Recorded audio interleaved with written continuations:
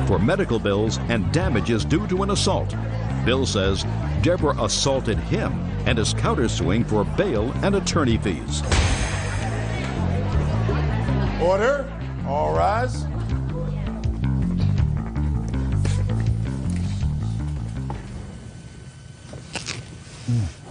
Yeah, this is case number 408 on the calendar in the matter of Baker versus Baker. Parties have been sworn in, Judge. You may be seated.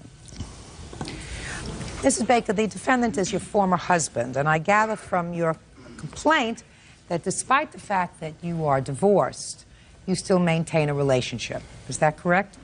Or you did at the time of this incident. Is that right? Yes. You allege that Mr. Baker assaulted you. You want him to pay for the medical expenses as well as lost wages and pain and suffering as a result of that assault. Mr. Baker says the truth of the matter is that you assaulted him, and despite the fact that he did not sustain any physical injury that required treatment, he was in fact arrested, as you were, and he wants you to pay for all of his out-of-pocket expenses, including his attorney's fees. That is his counterclaim. So I'd like you to tell me, Mrs. Baker, your version of the events of the 15th of September. Okay, September 15th was a Sunday. We were home watching football. My daughter, my oldest daughter, had come into town from her boot camp. And How old is she? She is 19. There's animosity between my daughter and Mr. Baker from a previous assault that he assaulted her. Anyway, we were bringing up the fact that I wanted Shauna to come over and visit, and he didn't want her in the house. She came over to make peace. She had actually come to the house? Yes, and I said to him, my daughter wants to make peace with you. Would that be okay? And he got very upset and said, no, you were supposed to give me 24 hours notice if she's going to be around, and she needs to leave. And so she left? Yeah, so she left. Okay. So we continued with the football. I apologized to him. I was trying for him not to be mad. I always have to make sure he doesn't stay mad. And he started calling her just horrible names, and I begged him to stop. I actually was on my knees in front of the couch pleading with him, please stop saying all those horrible things about her.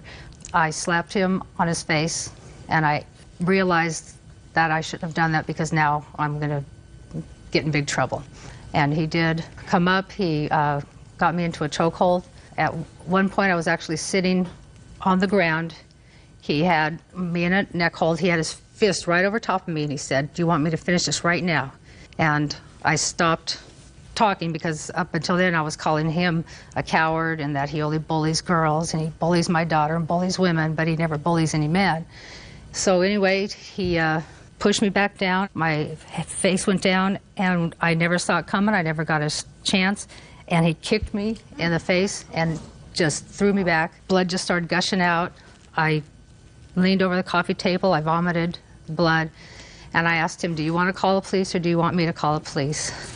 And he ran and hid. What kind of injuries did you sustain? They took me to the hospital. I have a broken nose. The broken nose, a concussion. You have a hospital report? Yes.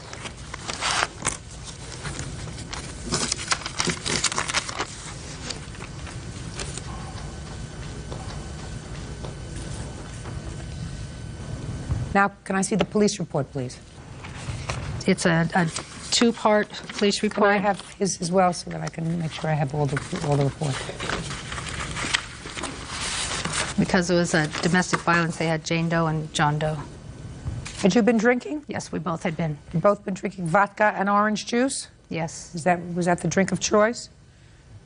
How much had you been drinking that day, both of you? I was drinking my fourth cocktail in about probably 4 hours. And you? Probably about the same. Think that contributed to getting the situation getting out of hand? I don't know. He drinks an awful lot, a lot more than I do. Did you tell the police that after you slapped him in the face with your open hands and there was an altercation where he was pushing you down on the couch that you were trying to hit him in the testicles and stomach? That's when Did you tell that to the police? Yes. And that was before he kicked you? Yes. All right, let me hear your version of these events, sir. It happened pretty much along the same lines she says, but without a few details. I was sitting on the couch, we were both sitting on the couch watching a football game, and we were cheering for the same team, having a good time, And we had argued previously on the previous day about her daughter, and I have a problem with her daughter, and she has a problem with me. And because of our history, it's just not a good idea to have her in our house while I'm there. And all I asked for was a reasonable time of notice so that I could leave, and she can spend as much time as she wants to with her daughter. She did not go along with it on that night because her daughter's getting out of boot camp, and she's here visiting. And I said, fine, but I don't want to be here. So she wants me to make up with her daughter. I don't want to make up with her daughter. She made a false statement against me and told the police that I assaulted her 6 months ago, when in fact it was her and my wife that got into the fight. I don't want her in my house. Gotcha. Period. Okay, so what happened after your wife slapped you? She didn't slap me, Your Honor. She punched me in the jaw. She punched me there. She punched me a second time in the shoulder. She grabbed my back. Then she grabbed my wrist. She threw me to the floor. I got a rug burn on this knee. Then as I was attempting to stand up, she grabbed me again. I have photos of that also, of everything, of my injuries. Photographs, please.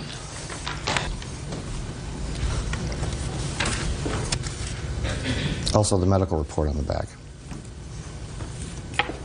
All of these things happened before her nose was injured. Judge Judy continues in a moment.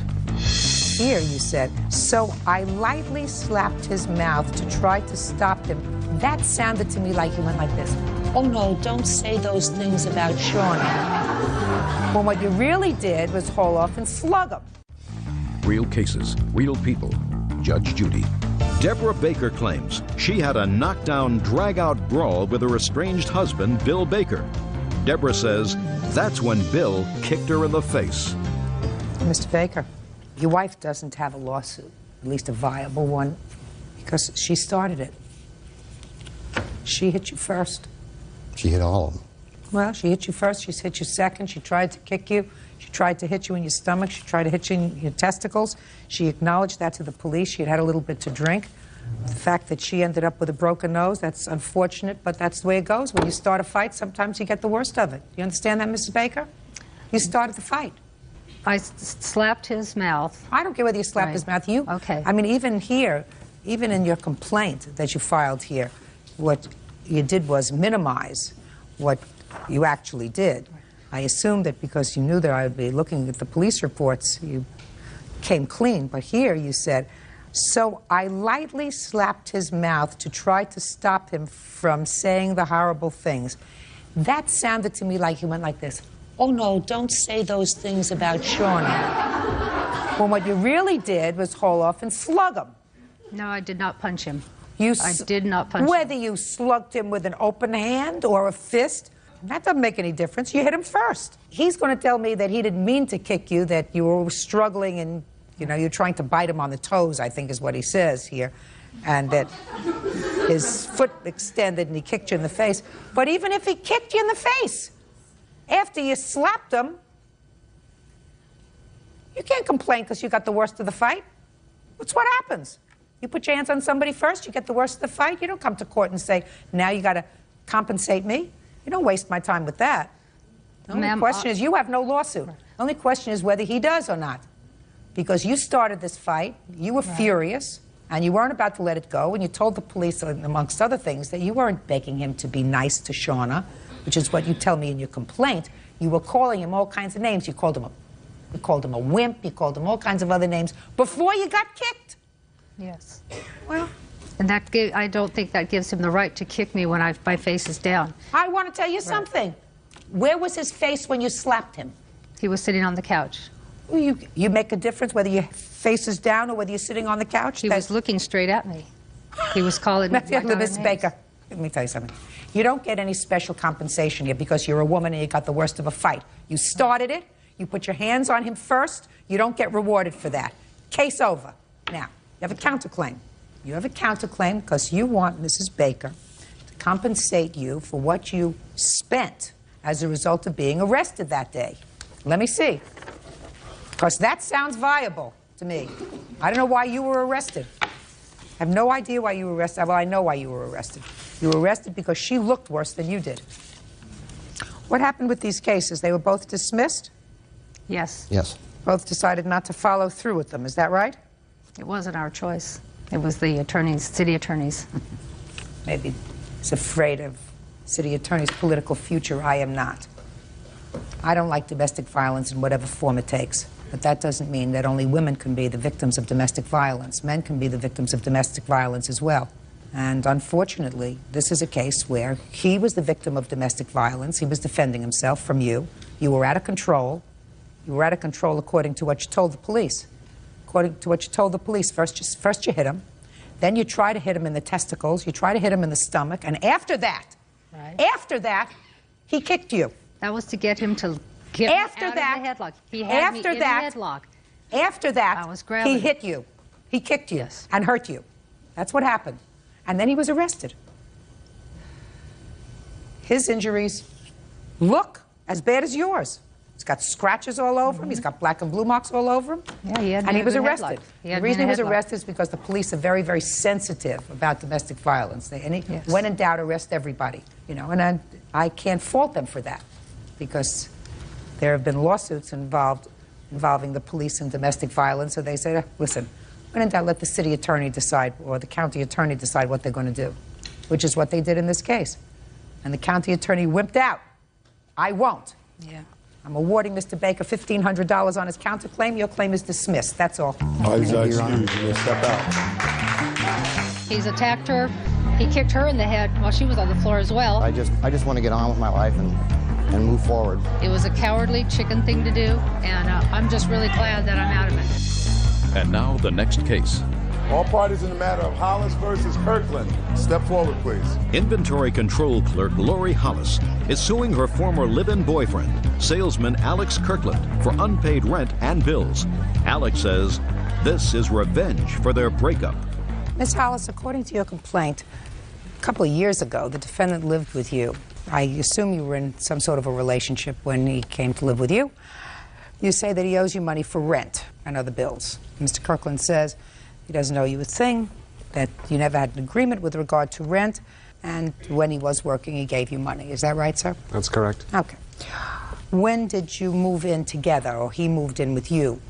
June 10th, 2001. And how long did you know him before he moved in with you? From October 1999 for a little over a year and a half. Why did he move in with you? He had gotten into a situation where he needed a place to live. And I don't know what that means.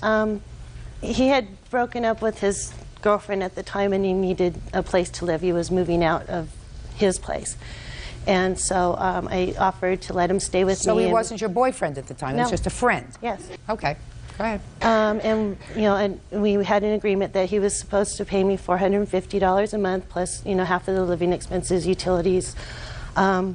And about 10 days, I think it was like the 25th of June, he had lost his job. And he lost his job under circumstances which prevented him from being able to collect unemployment.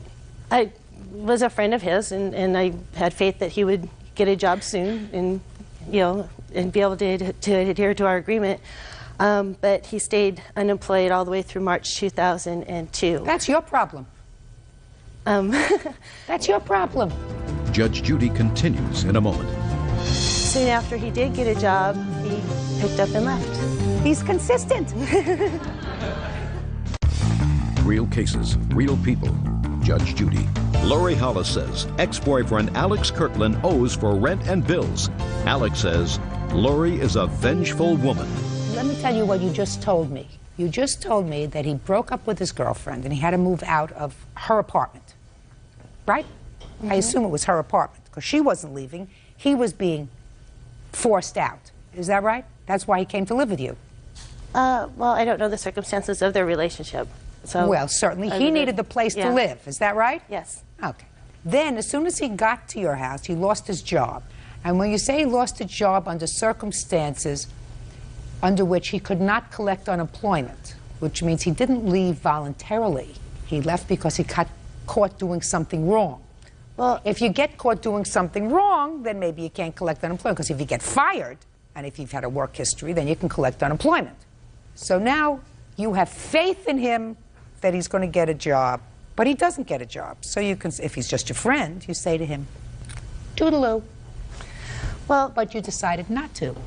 So why are you here a year and a half later looking for rent? Well, all the time that he was staying with me, well, in September of 2001, he decided, he instigated a conversation with me to take our relationship further, because we had been friends for a real long time. We cared about each other, and I loved him. So That's why you let him stay. I let him stay. That's why you let him stay. And he continually told me that, you know, don't worry, you'll get a job and he'll pay me what he owes me, and so on. But soon after he did get a job, he picked up and left. And he's consistent. He's consistent. So what are you complaining about? Well, the fact that You cared for him. He evidently was not committed. I do have a signed rental agreement by him, though. Let me see it. When did you have him sign a rental agreement? Well, I tried to get him to sign it soon after he had moved in. He kind of avoided it for a little while, and he ended up signing it because it was the truth, and that he was going to use it as so in a child support hearing to prevent his child support from being raised. Were you involved in the child support dispute, sir? Yes, Is that why you signed this agreement? that is why I signed that agreement. So, according to this, you owe her for a year's rent. According to that. Judge Judy continues in a moment. And? I didn't really remember signing that agreement. And once she brings it, now that she brings it up, the reason that I signed it was to take into court to show that I was living at a place and everything was on the up and up, and for them not to raise the child support, which they did anyway. It had really nothing to do with rent. She agreed to help me knowing the situation that I was in. I did pay her. I signed my complete checks over to her once I started working, and I didn't move out right after I got a job. When you say you signed your complete checks over to her, how often did he do that? How many times did he sign his complete checks over to you? He did the first check he got in April. He did, because we were kind of in the rears at rent at the time. So how much was that? I don't know how much. How much was that? Do you remember? I believe it was around $500 from what I had left from the child support. Mm-hmm. And he moved out in July 15th. Okay.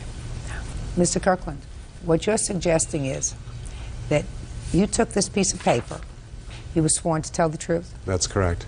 and the judge asked you what your expenses were? Yes, he did.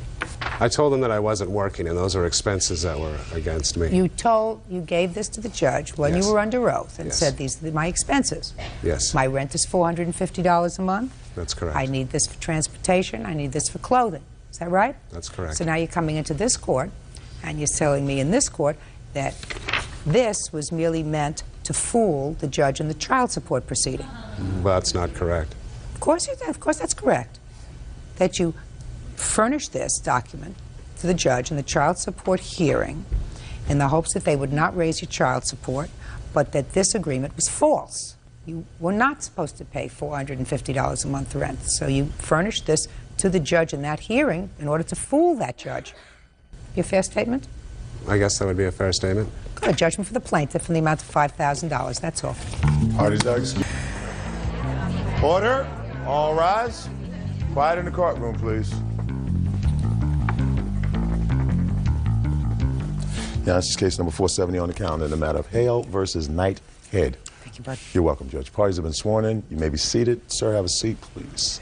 Mr. Hale, you and some friends, and clearly the defendant and his wife, were at a concert, and it is your claim that they assaulted you. You want to be compensated because you were injured. So you want to be compensated for your pain and suffering and for the concert tickets. The defendants indicate that you started this, what turned out to be an altercation, and that it's your fault. So what kind of concert was it? It was a share concert. And who did you go with, sir? I went with Brad and two other friends. Where were you seated? Probably in the second top tier of the arena, so kind of high up, about mid-arena. Were you sitting in front of or behind the defendants? In front of, row down, about 3 feet down below them. One row or two? Just one.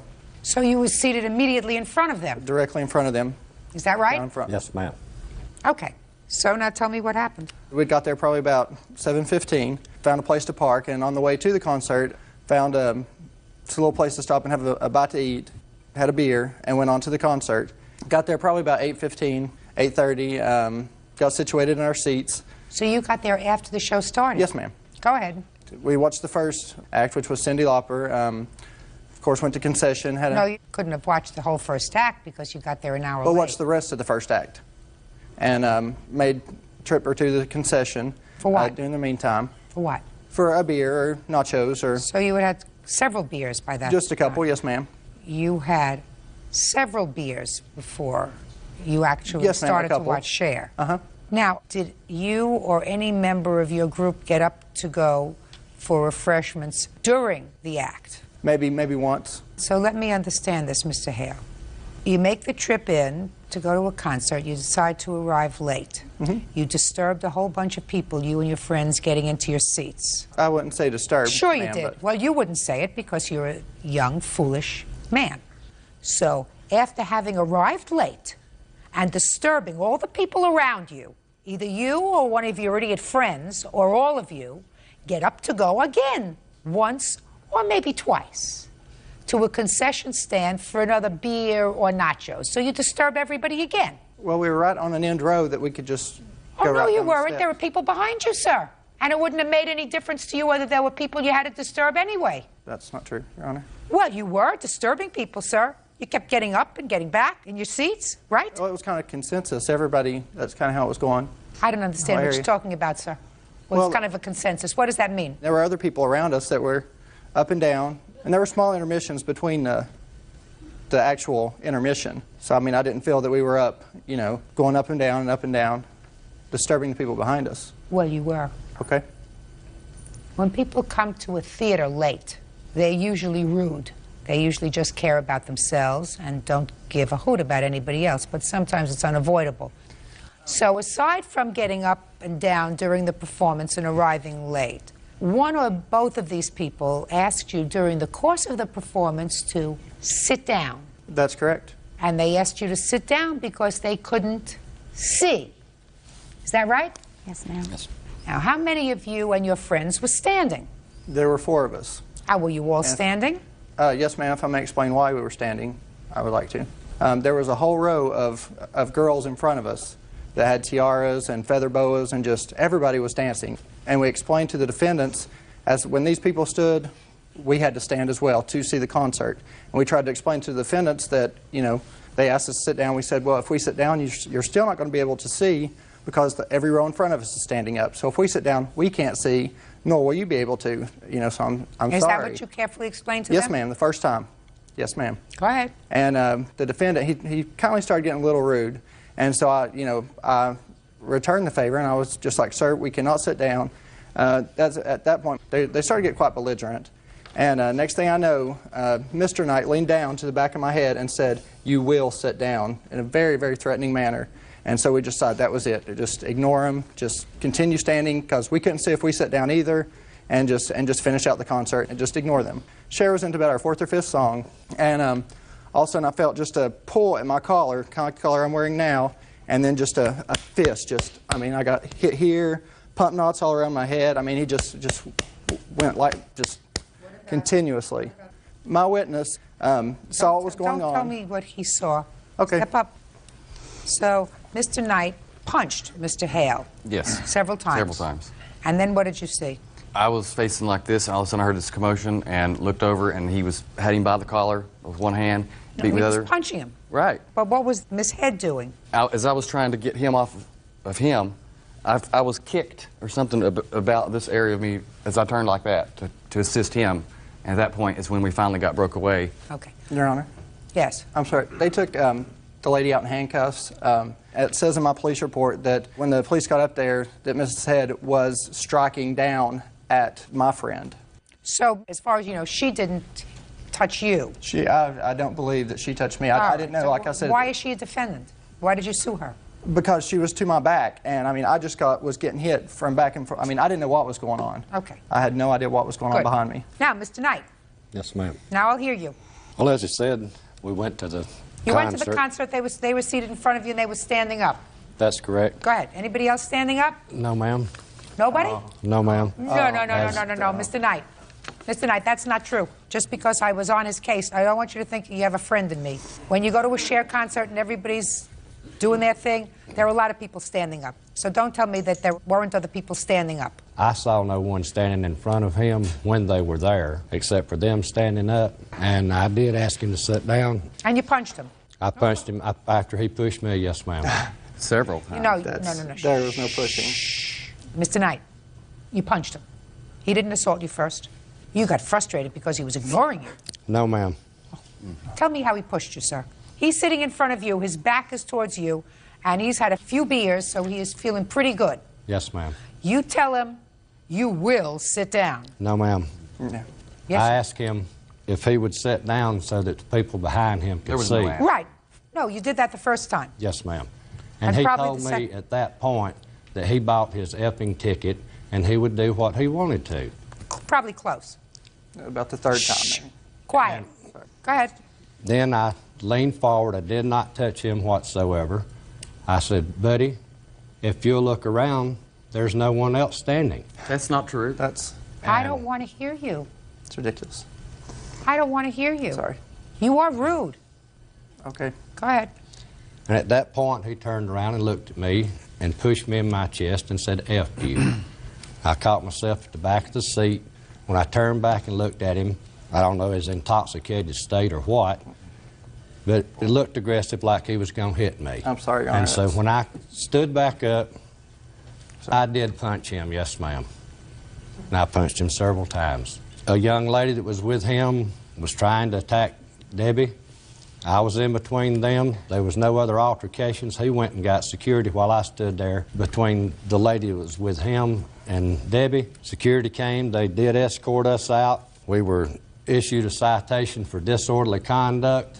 They were allowed to go back inside to the concert. I guess we missed the last 3 songs that Cher sang. We went to our car and went home. As far as I was concerned, The evening was a bust. yes, ma'am. Judge Judy will continue in a moment. And later today, When we were dating, it was long-term, and I wanted her to move down with me, and she also wanted to live down there with me as well. And when she moved down, everything was fine until people found out on campus. real cases, real people. Judge Judy. Student Charles Hale says Terry Knight assaulted him at a Cher concert. Terry says Charles was blocking his view. I'd like to see the police reports, please. Would you like pictures too, or? Yeah, sure. I want to see them. Thank you. And of course, it didn't get the pump knots on my head because they were not able to be pictured, but as you know, he did hit me 3 or 4 times. I'm reading the police report here. The victim, that's you, Yes, ma'am. was somewhat intoxicated. Which I told you I'd had a few, yes. Shouldn't have gone drunk to a concert. weren't drunk. We weren't drunk, ma'am. Sure you were. No, we weren't. Listen, a police officer is used to filing things that are very specific, says you're intoxicated. Intoxicated means drunk. Just a nice way. It's longer. But intoxicated is drunk. I beg somewhat. to differ. I'm sorry. You can differ all you like, sir. Give me the definition of intoxicated. She probably smelled alcohol in the breath, and I was No. visibly upset, and No. but I wasn't stumbling or mumbling, or How do you know? I was pretty well on my wits after being Really? beat. Okay, it's not what the officer said. The officer says intoxicated. I don't feel that deserved a. Absolutely not. You are absolutely right. Just because you're intoxicated and acting stupid does not give him license to put his hands on you. You're absolutely right. He put his hands on me first. I don't believe that. That's Okay. No, fair. Mr. Knight, I don't believe that. I believe that you were real frustrated with his behavior, and I believe he opened up a big fresh mouth to you. I do believe all of those things, but I do not believe that you had any cause to put your hands on him. Now, you were not injured. You had your neck scratched, and you had no right to do that. I want you to tell me what you believe is fair compensation for that. It's even. I want just give me a figure. I want you to tell me what you believe is fair compensation for that. I believe $1,500 for, because with the scratch on the neck and the bruise on the neck, which are evident there were pump knots on my head. I missed the whole rest of that week of school because of headaches from just, and the whole last of the concert, the whole last of Cher, who we had gone to see, was spent down in the bottom half of the arena giving Well, you missed the statements. first half of the concert. You missed the first part of the concert. You missed the second part of the concert, sir. First part you did on your own volition. Second part you did because you were acting like a fool. I think $1,500 is excessive. Judgment for the plaintiff in the amount of $500. That's all. Thank you. Parties are excused. You may step out.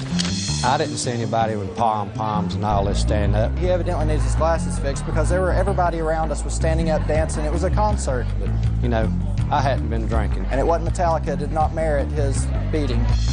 And now the next case. All parties on Fajardo versus Bogert. Step forward, please. 22-year-old student Sonia Fajardo is suing her ex-girlfriend, 28-year-old student Christina Bogert, for unpaid loans to get back on her feet. Christina says they were in love and the money was never a loan. Ms. Fajardo, it is your claim that the defendant owes you some money as a result of a loan. And this loan was made to the defendant while you were dating.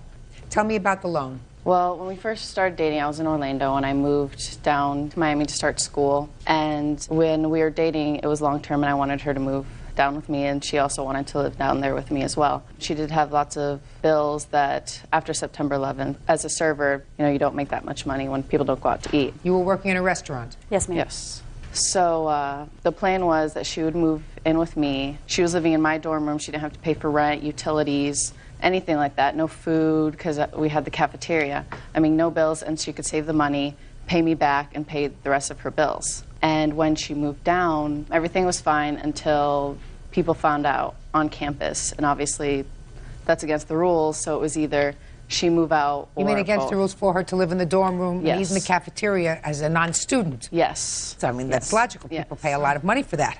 Yeah, and since we were sort of desperate, my friend was renting a room, and when she moved down there, she was still not making enough. So she was changing jobs. She wasn't making enough to pay for what? She didn't have any expenses. Well, she has a car payment and credit cards that she had to pay, and she wasn't able to pay it, and she needed to borrow some more money so that she could live in my friend's apartment. But I only had $200 at the time, so I lent her $200 and then the rest later. But throughout this whole time, she always would say, you know, I'm going to put that money back in your account. You didn't talk in terms of repayment. It's later on that she said, I want to repay you. Yes. So the original money that you laid out for her was not a loan. It was, come down here, because we can be together. That's what you're telling me. It was she who then said at some point, as soon as I get on my feet, I'll put this money back in your account. Is that what you're saying? Yes. Well, that's not a loan. Because she says there was never a loan. But she also asked me, though. I mean, it wasn't just an offer. She asked me, and I said, okay. You said okay? To lend her the money. Even if you said you'll pay me back when you can. That's a possibility, right? Possible, yes. Right? If you have that kind of need to be with each other, then you don't start talking about these financial arrangements when you're going to start paying me back on the 1st of September, $50, and every 15th and the 1st of the month thereafter. You didn't have that conversation. That's what a loan is. At least if you make a loan and this is what you owe. This is how you're going to pay it back. This is when you're going to pay it back. That's a contract. It's not a contract, Ms. Fajardo, when you say, here's the money, pay me back when you can. It wasn't when you can, it was when she moved down, she was supposed to pay me back, and she never paid me back. That was a plan for her to pay me back. Okay. Now, was that your plan? No, as far as I'm concerned, it wasn't a Not loan as far at as you're concerned. all. Was that your plan, is what I asked you, Ms. Bogart, to pay her back? She's the student, you're the worker. I paid for everyday incidentals. I mean, I was making cash daily as a server. So we'd go out to eat, we'd go out entertainment at night and everything like that, and I paid for that. When it came to paying for bills that needed, you know, signing off on a check, I didn't have a checking account. So that's where she came in, and she made out the actual checks. I, on the other hand, paid for, you know, daily expenses. It was a mutual agreement. We were in a relationship. She paid for things, I paid for things. It was never How long did you stay in her dorm room? I'm not sure, a couple months. I'm not exactly sure. About a month and a half. And how many times did you take her out to dinner? Enough. More than 10 times, less than 100. We went out to dinner once, and I put it on my credit card to actual dinner. The rest was going to maybe Taco Bell or Burger King. That's still dinner. What money did you advance her, Ms. Fajardo? I advanced her $500. For what? Her car payment. $500. What else? There was a speeding ticket that she had gotten for $147. Go ahead, what else? With the citation. What else? And then rent. What rent? For the $200? $200 and then $250. She also lived in that apartment with me. I lived in my dorm room. I never gave up my dorm room. I don't care whether you gave up the dorm room. Did you ever sleep in another apartment that she was living in? Yes. Forget it. But I was not living there. I lived on campus the whole time. All of this was gifts to you by someone who was sort of smitten, and there was never an agreement or an understanding that when you could, you would start paying her back. That's what you want me to Well, it was a believe. relationship. I mean, we did things for each other. I mean, it wasn't like a business. So far, I haven't heard anything that you did for her. Only that she did for you, financially. I'm talking about only financially. Well, just because she has the documentation for it, because she had the checking account. I, on the other hand, because I was a server, only had cash. I don't have any... That's a very, very smart thing. A server should have a bank account. She has the documentation because she provided the money. And it is my belief that you are responsible to repay her this money, even though she did it in sort of a sloppy way. I believe it was the intention of both parties at the time that she advanced this money for you to begin to pay it back at some point. You seem to think you don't have that obligation. I believe you do. Judgment for the plaintiff in the amount of $1,294. That's all. Parties are excused. You may step in. Order. All rise. Yeah, this is case number 457 on the calendar in the matter of Martinez Foster versus Dudley. Parties have been sworn in, Judge. You may be seated. Ma'am, have a seat, please. You're Mr. Martinez? Yes. And this is your... Mother. Okay. According to your complaint, you co-signed a loan for a car for the defendant. She was your girlfriend at the time, and you have a child together. Yes. How old is your child? 2. You broke up? Yes. She stopped making car payments. You repossessed the car, took the car back, made the car payments that she missed. You want Miss Dudley to be responsible for the missed car payments, as well as the cost of repairing the car to put it in a condition so that it could be sold. Miss Dudley says you weren't making child support payments. She fell terribly behind in her bills. She couldn't maintain the car. She spoke to your mother. Your mother agreed to take over the car. She turned the car over to you. That's it. Miss Dudley, I see you're pregnant. It's not his child. No. Is that right? Yes, ma'am. When did you co-sign this loan? Around November, I believe. 2002? 2001. What kind of car is it? 98 Chrysler Concorde. What kind of insurance do you have on the car? I couldn't own or operate the car. I didn't keep insurance on it. Who did? Shannon. What kind of insurance did you have on the car? I had full coverage. I ask you that question because you say that the car was in an accident and she hadn't had it fixed. Is that true? Yes, ma'am. Why didn't you have it fixed? Because I didn't have the money for the $500 deductible to pay to fix it. Okay. When did you separate from the defendant? April of last year. And you kept the car? Yes. When did you fall behind in the car payment? I believe in June or July. It's supposed to be $375. I paid $150 and I couldn't, that's all I could afford because I had to pay for our son's daycare and everything. Was that in June or July? I believe I paid $150 in June, and then in July I didn't pay anything, and they took the car in August. Is that correct? Yes. Yeah. So she owed $375. She owed $225 from June, $375 for July, and $375 for I August. thought you took the car back. We did take the car in August, but she didn't make the August payment. But you had the car in August. Yes. So she doesn't make the August payment. Okay. So tell me about the conversation that you allegedly had with Miss Martinez about the car. I told her I was behind and I couldn't afford to pay for it. Did you tell her that by phone or in person? I told her on the phone. Miss Martinez, do you remember the conversation? Yes, I do. She was going to let the car be repossessed back to the finance company, which would destroy everybody's credit. And I asked if she would give us the opportunity to take the car back so that we could try to get that straightened out so it didn't destroy their credit. They're so young, they just don't understand what happens if you do something like that. Right, so she said okay. So she said okay, and on August 6th, we took the car back. Okay. Mr. Martinez, when you separated from each other in April, Yes, Your Honor. and she went to live with her mother, were you making child support payments? No. Why not? Because we went to child support recovery and got the papers for her to fill out and for me to fill out so we can get child support rolling. And until that time, we were buying diapers and filling everything up. What does that mean? Just giving her stuff for my son until the child support went through.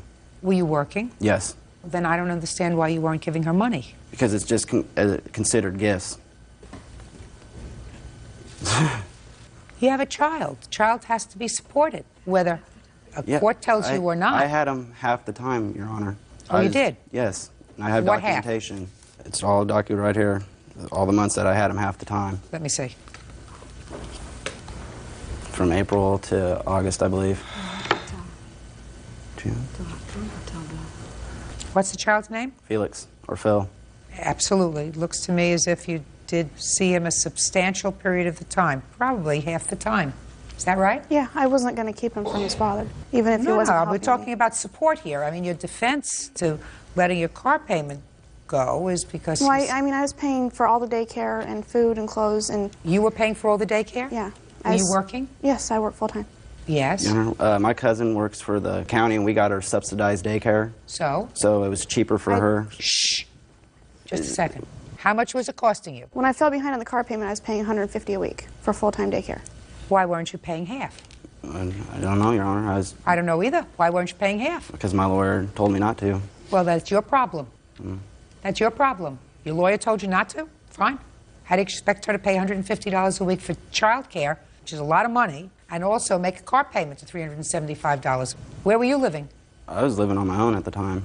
So? And then How'd you expect her to do that? I was paying all my bills that I have, and then getting caught back up on some debt I had from Dr. Bills previously, and How did you expect her to do that, Miss Foster? I'm not sure at what time she started receiving subsidized daycare, but when she was living at her foster mother's house, she wasn't paying rent. We provided all of her diapers. And, I don't want to hear diapers. I'm talking about $150 a week, net money, that she has to come up with in order to maintain her job. And he doesn't have to live on his own. Let him come home and live with you. If he has a child that he's got to support. He is now. That's good. That's what he has to do. He never protested child support. He wanted to pay it all along, and he's never denied that he shouldn't. And from the time that she applied to the time that she was awarded child support, there wasn't an order established, so he didn't... Doesn't have to have an order, madam. According to what your son tells me, he knew that this $150 a week child care was a very heavy burden on her. So you had a relative who was able to get that subsidized, so he knew about it. Yes. And my real question to you is, understanding that she fell behind at a time when she was trying to make ends meet and working full time, why would you sue her? Why? Go ahead. Your Honor, Shannon has a poor work history, so I don't know if she's working or what she's doing. If I gave her that money, how do I know where it's going to? So, I don't know. Your Honor. Shh. You don't have to give it to her. Say to her, Shannon, I'm going to pay half of the daycare. I will pay $75 a week, and you'll pay $75 a week. That eases your burden. Wouldn't that have been reasonable? Yes, Your Honor. Now, did you take care of these bills for the car? Half of them, Your Honor. I paid for the wreck, then my mom paid for it to get caught back up so it wouldn't ruin her credit. Well, that's $600. You paid for the wreck. Yes, Your Honor. Good.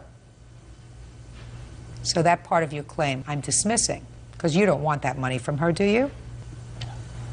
I didn't think so. Question is your mother acting reasonably in suing Miss Dudley? I believe you are entitled to your $600 that you paid to catch up on the car payment.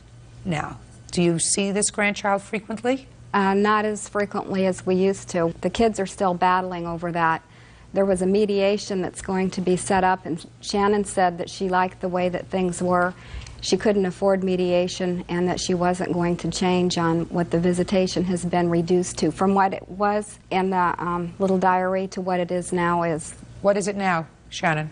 It's every other Tuesday. He stays overnight from Tuesday morning to Wednesday afternoon. And then the opposite week of that, he gets him from 9 a.m. to 5 p.m. on that Tuesday. Is there any reason for cutting back on the schedule so dramatically? They had talked me into it ever since I've left him. They both bullied me around about it. What do you mean they bullied you around about it? Child has a father. I know. I've never asked him not, I've never held him back and not let him see his father. But it just be a part of his life. The way that it was it was Tuesday until Thursday, and it seemed like every time he went, for a visit on the weekend and came home, he was leaving again, and I hardly ever got to see him. You think he had him more of the time than you did? It seemed like it, because I'm working full-time during the day. He works overnight, so he has his days free when he has him. Now, if he has his days free, as opposed to your son being in daycare, why wouldn't you let him be with his father? He does. He goes, instead of a standard visitation at Friday at 5 o'clock, he goes in the morning and doesn't go to daycare. He goes to daycare part-time now. Okay, good. Who are you living with now?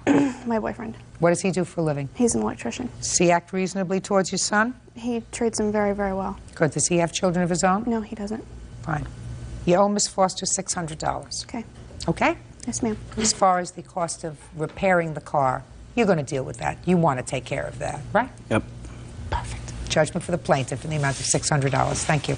Parties are excused. You may step out. His mother handles everything for him, as you can see. I want to look out for the well-being of my son. I think that's what ruined it. She doesn't realize how important it is for a son to be involved in his child's life. They're only out to get whatever they can get for themselves without any regard to Felix, to my grandson. If I don't do what she says, she cuts my visitation. Where he wants to spend his child support, have him pull up his sleeves and see all of his tattoos, what he pays, where he puts his money. Tattoos, it doesn't cost me as much as they think. And now the next case.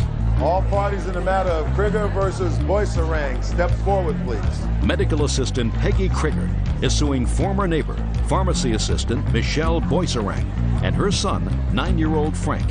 Peggy says Frank scratched the hood of her car with sand. Miss Krieger, it is your claim that the defendant's son, I assume that this is the little boy you're talking about, along with another child, vandalized your car. Yes. By rubbing some sand into the paint. Yes. When confronted, the other child's parent said that they would pay for half of the damage. Correct. And did pay for half of the damage to the car. The defendant, however, says her son was not involved, didn't do it, and has not paid for half the damage. When did this happen to your car? April 18th of 2000. Where was your car parked? In the parking stall at my apartment complex. Are you and the defendant neighbors? We were. No longer? No longer. Who moved? She did. Did you witness this act of vandalism? I did not. My daughter did. Step up. Tell me your name. Jessica. Tell me what you saw on April 18th. I was coming home from school and the two kids were playing in the sand out by the car. And I went inside. Was it a sandbox or just sand on the ground? There was a hole in the ground and there was some sand in it. And I went inside and my backpack was unzipped, so I thought I had dropped something. And I looked out our living room window to see if I had dropped anything, and I saw them rubbing sand on the car. When you saw them, who were you referring to? The little boy and the little girl that was involved. Did you see them pick up the sand and rub it in, or did you just see them making rubbing motions? I want to try to visualize what it is that you saw. I saw them doing this on the car, like rubbing their hands around, and I saw some sand falling off of the car. Where? On what part of the car? On the hood. Must have been close to the front because, well, he's short. What about the little girl? Was she also little? I think she's about as big as he is. And you saw both of them do it? Yes. Did you go outside? No, I told my mom, and she looked out the window, and then she went outside. When you looked out the window, what did you see? I saw them walking away. Okay, so you didn't actually see what happened. Just your daughter did. Yes. And when you got to the car, what did you see? I saw the hood of the car. It had sand all over it. I went back in the house and I got my camera and I took pictures. Can I see the pictures?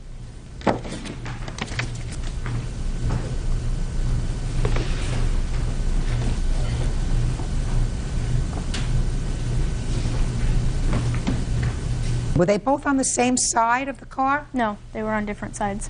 Was he on the driver's side or the passenger side? I think he was on the passenger side. But they were making that rubbing motion from two different sides of the car. Was that what you saw? Yes. You're positive of that? Yes. Good. Step up here. Judge Judy continues in a moment. You want to know why it's better to tell the whole truth? Because then you don't have to remember the lie that you told. That's why guys are always getting themselves into trouble. Real cases, real people. Judge Judy. Peggy Krieger says former neighbor, 9-year-old Frank Boyserang, scratched the hood of her car with sand. Frank says she's blaming the wrong kid. Okay. What's your first name? Frank. Frank. What's the name of the little girl you were with? Mackenzie. Are you a friend of Mackenzie's, or were you? I was, but I'm not now. Because you don't live in the same place anymore, is that right? Right, and she doesn't either. Okay. How old are you? 9, turning 10 on October 29th. Are you a smart boy? Mm-hmm. Do you go to school every day? Yeah. Now, do you remember that day in April when you and Mackenzie were playing with the sand?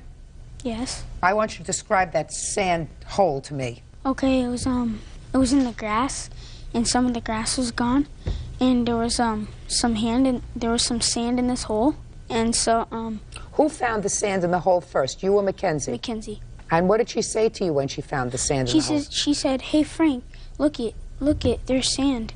So and you came over. And I came over to look at it, and so she picked it up and she started rubbing it all over the car. And so I went over there and I was wiping it off. I went over there and wiped it off. You're wiping it off. Is that what you're telling me? Yes. Go down over there.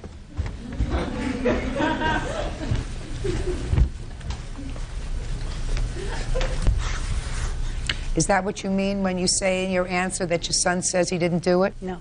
Had he ever told you that he was wiping it off before? Yes, he did. When did he tell you he was wiping off the sand? He told me that Mackenzie had piled the sand up on top of the car, and he had asked her to stop, and she said no. He said he picked up some sand and threw it at her, and it landed on the car, and he wiped it off. That is what was said to me. Well, it scratched the car, so you have to pay for half. Why don't you think you're responsible? Well, Your Honor, because Peggy has never shown me the vehicle. She's never once contacted me. Just a minute. Did you ever try to make contact with the defendant? Yes, I sent a certified letter that she signed for with a copy of the insurance estimate, and then a few weeks later I sent her another note. Okay. And had you had difficulty with her, which is why you didn't contact her directly when this happened? I could not find her. I couldn't locate her, and so I was instructed to call the deputy and have them contact her. She wrote to you twice. Why didn't you contact her? I gave my phone number to her. She never once ever came to me before any of this stuff. This was after I had given her my phone number, Your Honor. I went on the 1st of May to pay my rent, and Peggy was in there, and the landlord introduced us. And I went to her and I just said, hey, I'd like to see the vehicle. If my son did it, and you can prove to me that my son did it, I would be more than willing, you know, to get together with you. And she said, okay. And I said, here's my phone number. She's never contacted me. The letter that was sent, that was given here, was clipped onto my door, and I was home. She never knocked on my door. She never said, hey, Michelle, can I talk to you or anything? And then I get this estimate to repair a car cover. A what? It says on here, a car cover. What do you need a car cover for? If it had a car cover on it, it wouldn't have gotten scratched. They covered the car with a bag to repaint the hood. Well, the whole deal is you're talking about $220 is your half. Your son damaged a car, and he did it purposely. And he tells me he's not a stupid young man. He's a smart young man, so he knows. He knew enough to know that what Mackenzie was doing was wrong, because even what he told you was that he told her to stop, but she wouldn't stop, so he took sand and he threw it on the car. No, he said, excuse me. He said he threw it at her. It landed on the car, and then he was brushing it off. Give me a break. Judge Judy continues in a moment. Now, Frank, why did you think what Mackenzie was doing was wrong? Did you think it would damage the car? Yes, and I... Yes, so that you were brushing the sand off? Didn't you think that that would damage the car? No, because I was doing it lightly. He's a fibber, too. Judgment for the plaintiff in the amount of $222. You have to tell the whole truth, you see. If you try to fudge it, you just look foolish. It would have been much better all around if you came inside and said to your mother, I did the wrong thing outside, I want to tell you about it. And when she confronted you, you told her the whole truth. You want to know why it's better to tell the whole truth? Because then you don't have to remember the lie that you told. That's why guys are always getting themselves into trouble. Tell the truth right up front. Look at me. Don't look at him.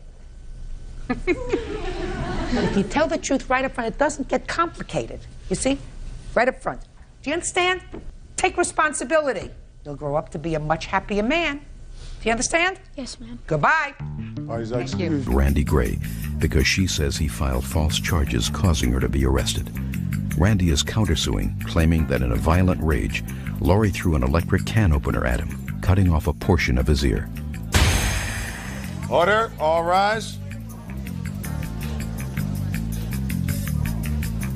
Your Honor, this is case number 140 in the matter of Bona versus Gray. Parties have been sworn in, Judge. You may be seated. Have a seat, sir. Have a seat. Miss Bona, you have a rather interesting complaint, to say the least, madam. It's clear from your complaint that you assaulted the defendant and cut his ear in half. And I assaulted him? Yeah. You sort of acknowledge the fact that you did that. You're going to tell me the whole story, but you acknowledge the fact that as a result of picking up an object, you assaulted him and his ear was split. Is that the ear? Yes, ma'am. I see it. So you're suing him for $5,000 that covers the cost of your being arrested and bail and lawyer's fees, plus loss of work in defending yourself, because he subsequently dropped the charges. That's not true, Your Honor. Okay, so let me hear, and then we'll get to your countersuit, sir, which you, I understand, have just filed today and served on the plaintiff. Is that right? Yes, ma'am. Okay, Ms. Varner, tell me about it. Here's the statement to police, which ended... No, tell me, don't give me the statement to the police. You tell me what happened. You two were together, were an item for years. He came by my house. Just a second. You two were an item. You lived together, dated... No, he wasn't living there. Dated for a long time. How long? On and off? Yes. I'm not sure. About over a year. Okay. But it was not a good relationship. It No. was an abusive relationship, you Yes. claim. So tell me what happened on this day. He came by my house. I have the can opener here. I have pictures of the house to describe how the kitchen is. And he came by my house. He was really, really drunk and calling me names. And I said, "Go away, Randy." And I went to call the police. He grabbed the phone out of the wall, so I couldn't call the police. He came at me. He said I was, because I don't know why, he was drunk, very drunk. He'd been sitting up there for 3 hours. Sitting up where? It's, where was he? Bill's Market, where he goes to get drunk all the time. The corner market. Okay, so he came into the house? So he called me a bunch of names. I said, "Leave me alone." And when he saw that I was going to call the police, he came after me. I thought he was going to hit me. I just reached for whatever I could. I said, "Stay away from me. Get back." And he came at me anyways, and I said, "Stay away." And I just swung it and it hit him in the air. And I really did not mean... Let me see the can opener. It's kind of old and been around. I'd like to demonstrate... So's his ear. It's been around, right? Your Honor, may I add something else? Okay. His last girlfriend... Oh, okay. She broke his jaw with a 2x4. So, well, he doesn't have much luck with women. And he had it wired shut. Okay, so, is that the can opener that sliced your ear? Yes, ma'am. All right, so what did you do after you hit him with the I can called the opener? police right away. And what happened when you called the police? Well, he grabbed the phone out of me. He said he was going to kill me, and I just ran because he's yelling about his ear. So you left the house? I left. I called the police. I said, "Here's the police." Don't tell me the report. I'm more interested in what you have to say. Okay. Okay, so I you left. hit him. You saw he was bleeding. Yes. I left, and I had my landlord right away. I said, "Mr. Fowler, take Randy to the hospital." And he went over to take Randy to the hospital. He wouldn't go. He had duct taped his ear. Just a second. It's in a police report. Shh, Ms. Bona. Sorry. Hold it. Now, Mr. Gray, I read your answer. Were you drunk when you came to her house? No, don't look down. I had a few beers, yes. A few is how many? 4 or 5. So you were a little bit... No less than Lori had drank that night. Yeah, but she didn't go to your house. You went to her house. No, ma'am. We lived in that house together. We co-inhabited that house. It says so right in the police report. When was the last time you slept there? The night that this happened? Well, before that night. The night before that? Had he been sleeping there? Look at me, Ms. Bona. Had he been sleeping there? You sure? Yes, I swear under penalty. Well, maybe you forgot where you were sleeping, sir. Listen, you got to the house and you were a little bit drunk. No, ma'am, that's not how it started at all. Well, how did it start? We both came home from work at the same time. Lori picked a fight with me. About what? Stop playing with the papers. She picked a fight with you about what? About what I'd found in her purse. Because I asked her for a cigarette. When I walked in the door home from work, I said, "Lori, do you have a cigarette?" She said, "Look in my purse." I looked in her purse, found something there, shouldn't have been there, confronted her with it. She started screaming at me. I walked down to the store, give her and myself time to cool off, came back. I sat down on the... So you left the house and you went to the store. Which is 3 houses away. And is this at this store where you had a beer or two? Yes, ma'am. All right. So that part of the story isn't so different. You weren't in the house, you had a few beers, and then you came back to the house. Yes, ma'am. And what happened when you came back to the house? Lori threatened to call 911 on me because we were arguing, and every time we got in an argument, that's the first thing she would do is pick up a phone, call 911, say, "Help, he's trying to kill me." Mm-hmm. So, Then what I happened? told She her- went to the phone, she's calling 911. No, ma'am. I picked up the phone. I said, "You know what, Lori, I'm going to call your work and tell them what kind of person you really are." I picked up the phone. What were you going to tell them? What was I going to tell them? Her actions, what she does, how she treats me, how she acts around the house, what she does Our off boss work. wouldn't be interested in that, sir. Well, that's right. That's when she hit me over the head, not once but twice with the can opener, leaving a 3-inch gash right here and doing this to my ear. Now, what I found interesting about your answer to this was you said that immediately after this happened, you fell asleep on the couch. And you waited for her to come home to take you to the hospital. Yes, ma'am. Why would she, after being so furious with you, to split your head open, why would you, if you were in your right mind, fall asleep on the couch and think that she was going to come home and take you to the hospital? Because this kind of thing had happened many times before, only not to that extent. All right. Now, ultimately, sir, you decided not to press charges. Is that right? Yes, ma'am. But you did, in fact, file a police report, so she was arrested. Yes, ma'am. That's because when I came back to her house a week later after this happened, I went to the hospital, I left, I went and stayed with my mother. I came back to get my belongings, which was a lot of paperwork, tools, clothes. She told me that she'd thrown all those away. I had a pickup truck that was parked there. She had slashed all the tires, broke all the windows, stabbed the body parts full of holes. And that's when I told her, you know, I'm going to go press charges against you, Lori. And then she towed it out in the street to be towed away by the county. You didn't see her do all the damage to the truck? No, ma'am, but it was parked in front of her home. I'm sure she either did it or witnessed it. She may have. Did you do all that? Ms. Vona, stop shaking your head now. It's very important that you tell me the truth, madam, because I'm like a Stop looking. I did not do that, Your Honor. Well, who did all those things to his truck? His ex-girlfriend's son, Jeremiah. She lives up the street. His ex-girlfriend, the one who broke his jaw with the 2x4. She couldn't get rid of him for 4 years. He started yelling at her that day, and Jeremiah came by and broke your windows. Why would I break your windows? It already looked ugly in front of my house. Why would I want an uglier truck in front of my house? Okay. The truck was ugly, ma'am. It was no doors. And then I would like to demonstrate with this can opener that it's not consistent with an attack. But it was broken and how it got hit. His ear is split open. Don't make it worse for yourself. Judge Judy continues in a moment. The reason we have a court, Ms. Vona, is because two people cannot agree. Two people cannot agree. Yeah, so you just... Real cases, real people. Judge Judy. Randy Gray is being sued by his former girlfriend, Lori Vona.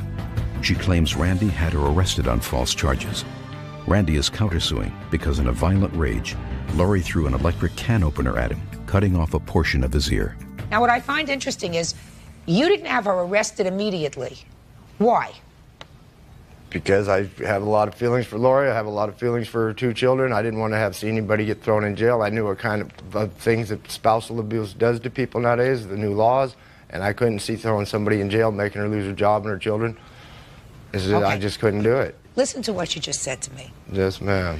She attacked you with a can opener, your body, your person. Yes, ma'am. She slit your ear in half. I can see where it's cut. And you didn't press charges against her. Then she damaged your truck. So you decided to press charges against her. Does something not sound right to you, sir? She almost, according to you, she almost killed you. No, ma'am, I didn't say that. Well, that thing, hitting somebody on the head with that thing can kill them. If it's placed right? It could almost kill you. It only goes to show you, men have this peculiar thing with their trucks, their cars. Do you understand how foolish that sounds to a woman? You know, a woman would say, God, you put your hand on my finger. Yes, ma'am. And I'm going to have you arrested. And I would have been arrested if I would have ever laid a finger on her or attacked her the way she says. I would have been in jail, guaranteed. Okay. Now, why are you... So she's suing you for false arrest. Yes, ma'am. You ultimately dropped the charges against her. Yes, ma'am. I called up the district attorney that was in charge of her case and told her I would come down there and lie for her. I lived at her house at this time when she was going to court for this. Okay. Now, were the charges ultimately dropped? I was completely exonerated when this had the evidence. Just a second. Did you have a trial? No. Now, Ms. Vona, don't try to do a fast talk on me. Well, that's what it says here. Don't do a fast talk on me. Did you have a trial? No, I did not, ma'am. If you didn't have a trial, then you weren't completely exonerated. Oh, that's just what it says here.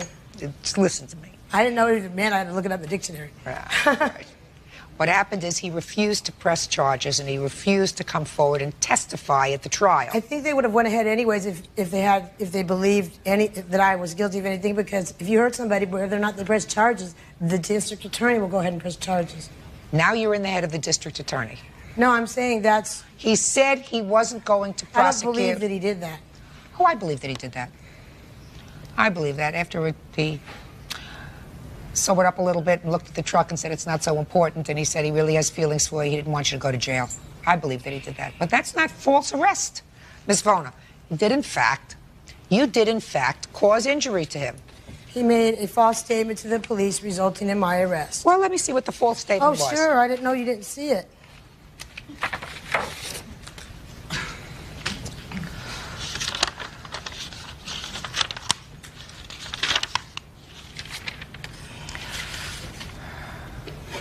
Yeah. The statement that he gave to the police, according to his declaration, madam, is exactly what he told me. Now. So I can't... He lied in his report to the police. No, he didn't. Yeah. How could he have been working 3 hours before 6:49? Listen to me. That's the first statement's a lie. Listen It goes on to lie and lie, lie. It's false His arrest. statement, no, it isn't. You just acknowledged to me.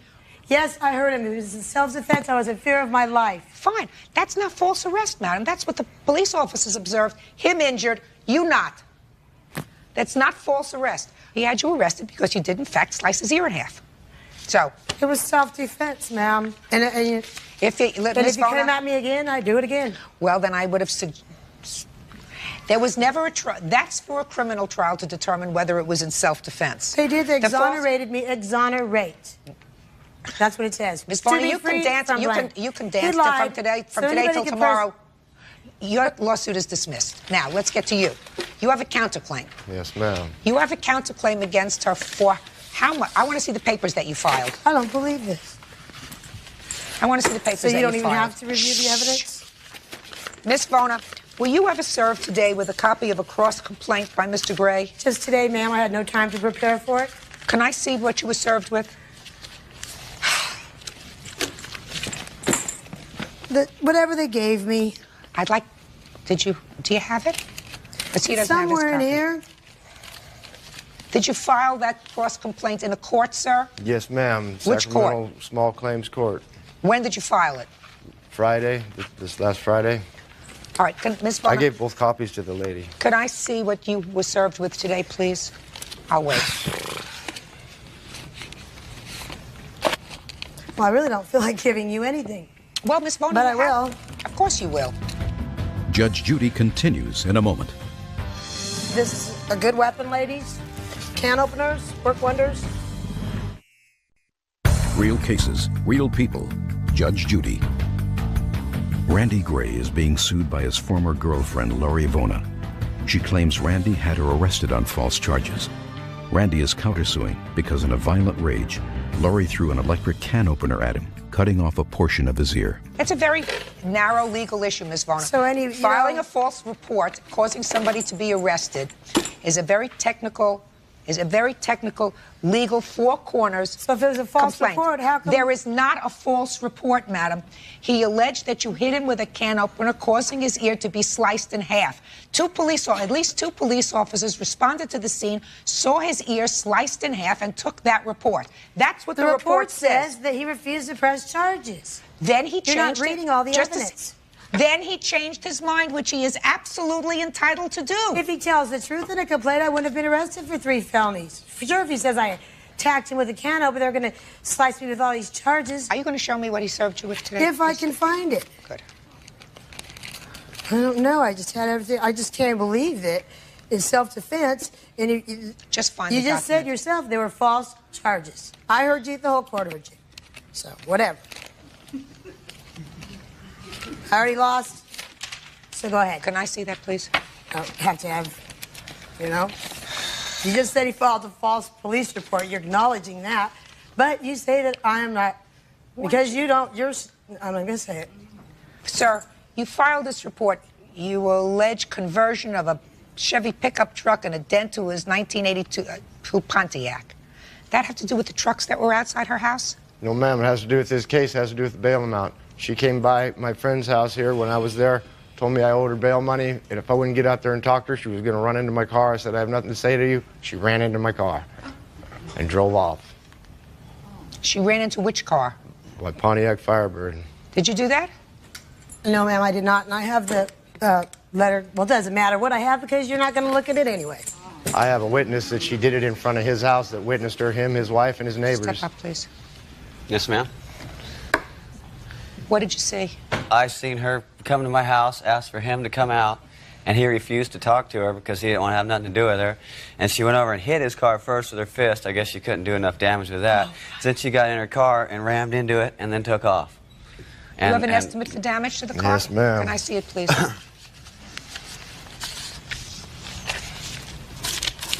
Can I be excused? This is all a joke. No, you can't be excused until the case is over. You know, listen to me. You have an absolute right to be present during the remainder of these proceedings. The reason we have a court, Ms. Vona, is because two people cannot agree.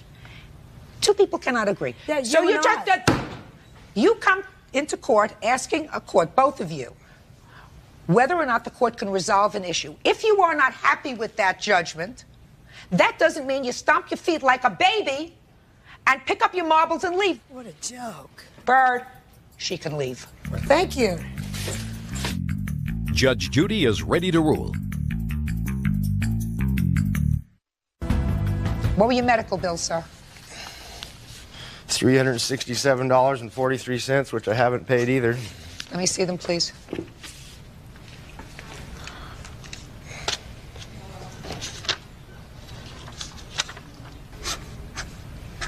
All right, so far I have damages in the amount of $1,234. You have a drinking problem, Mr. Gray? No, ma'am. I think you do. I want to tell you something. I think you do.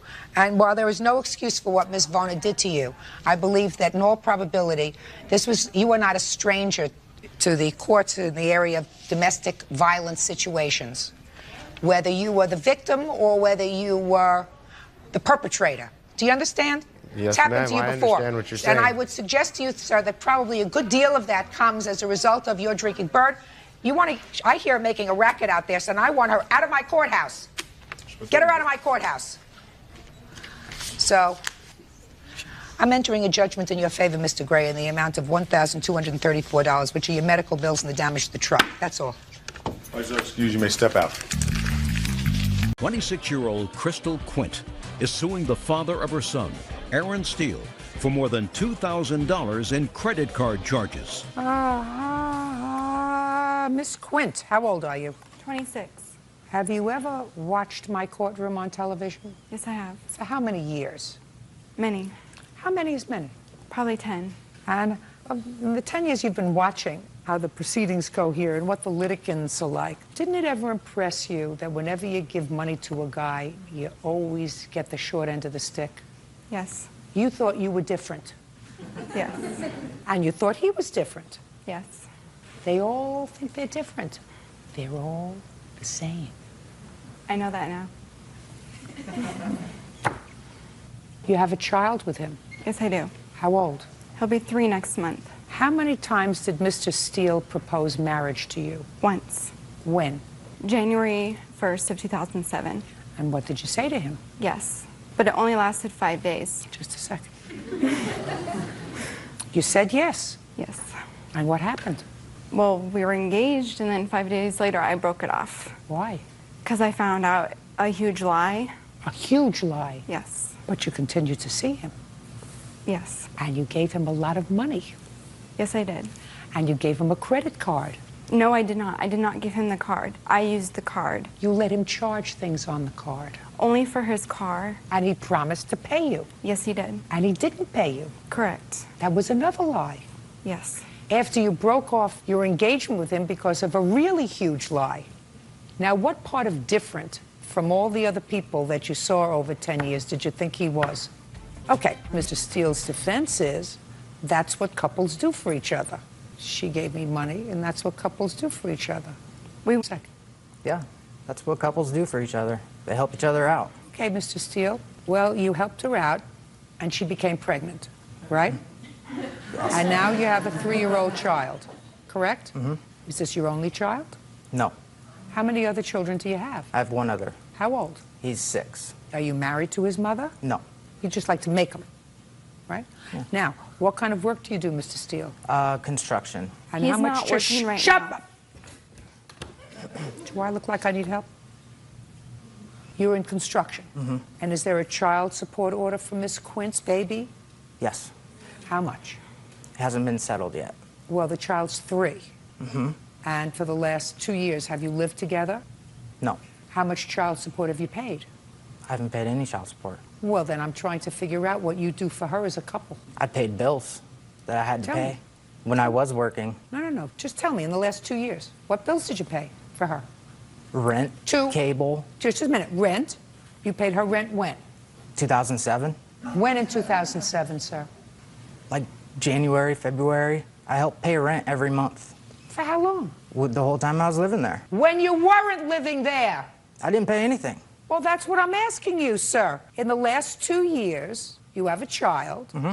They haven't set a child support order yet, but that doesn't mean anything. The child is not, you don't put him in a vacuum for 2 years. The child eats, has clothes, has medical, has all kinds of other expenses. I want to know how much you pay Miss Quint. I assume the child is with her.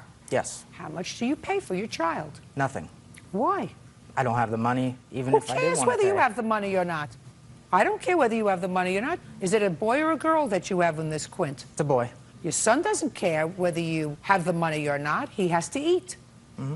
And how much money do you send for your 6-year-old? None. You think that he lives on love too?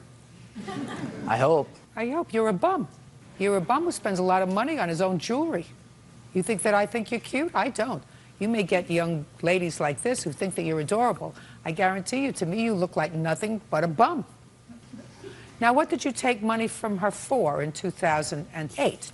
You needed to have your truck fixed. And how much did that cost? Well, it was my car. I don't care whether it was a truck or a car. It had 4 wheels, not 2, smart Alec. Let's go. How much did it cost? About $4,500. And who paid for it? Crystal Quint did. From what money? On her credit card. And how did you think that that was going to get paid?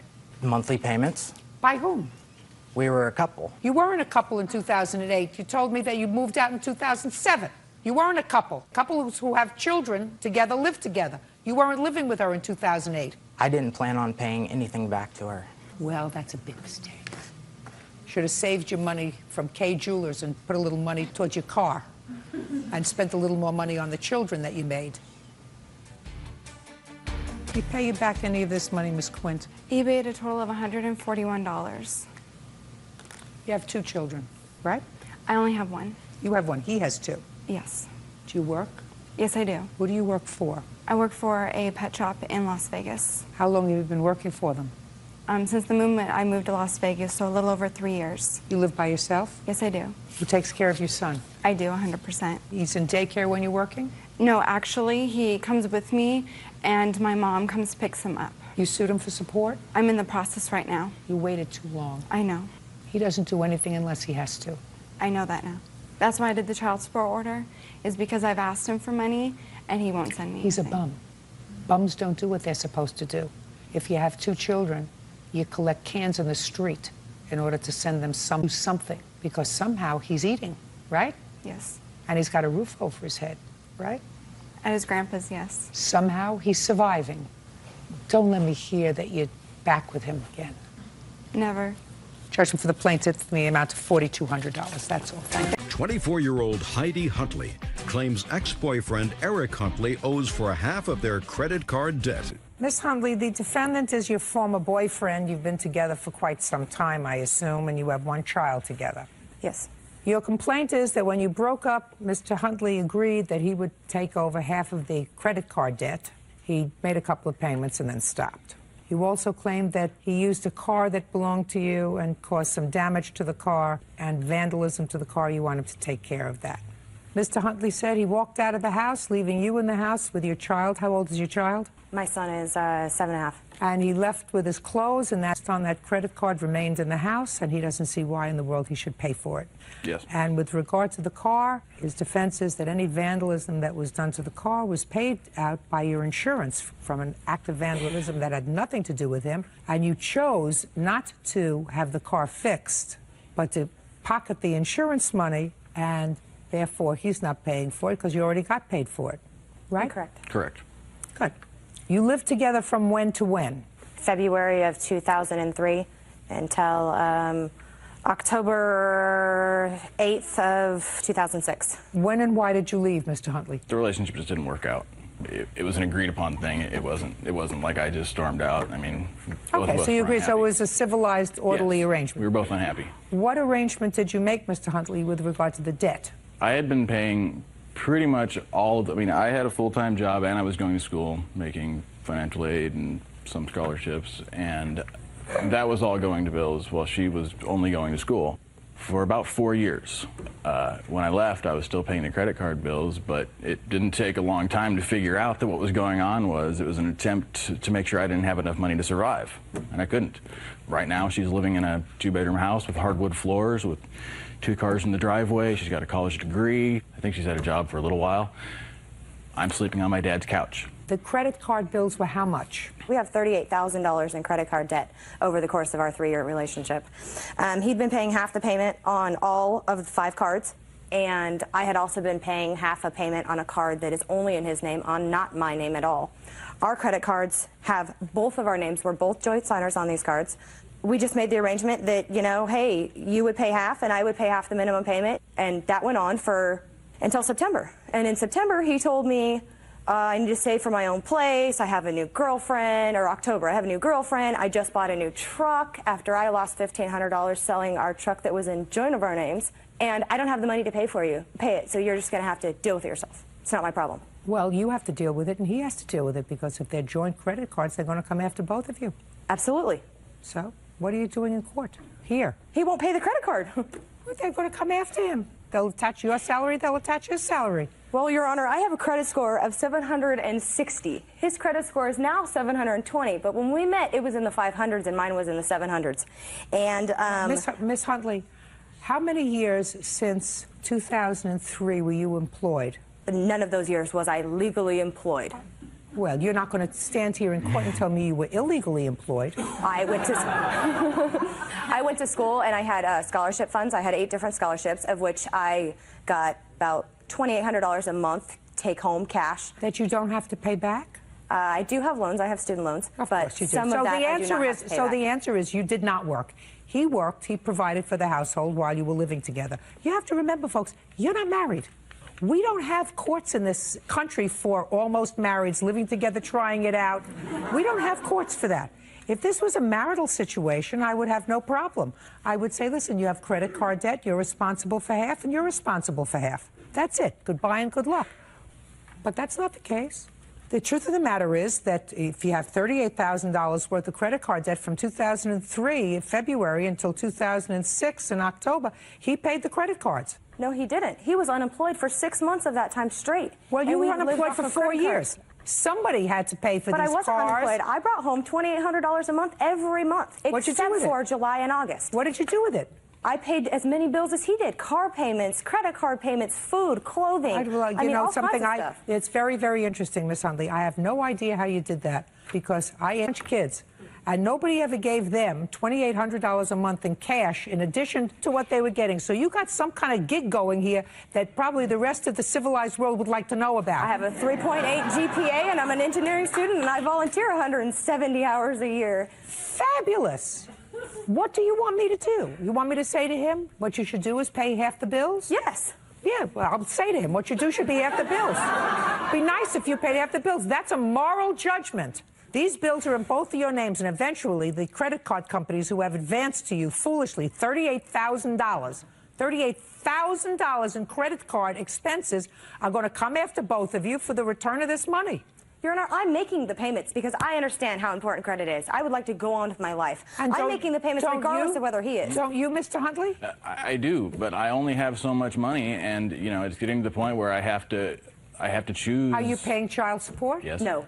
Oh, interesting. No, he has not paid child support, and he has not made a payment on any credit cards since August. Requested to make child support payments 2 weeks ago by the state. Mr. Huntley, requested by whom?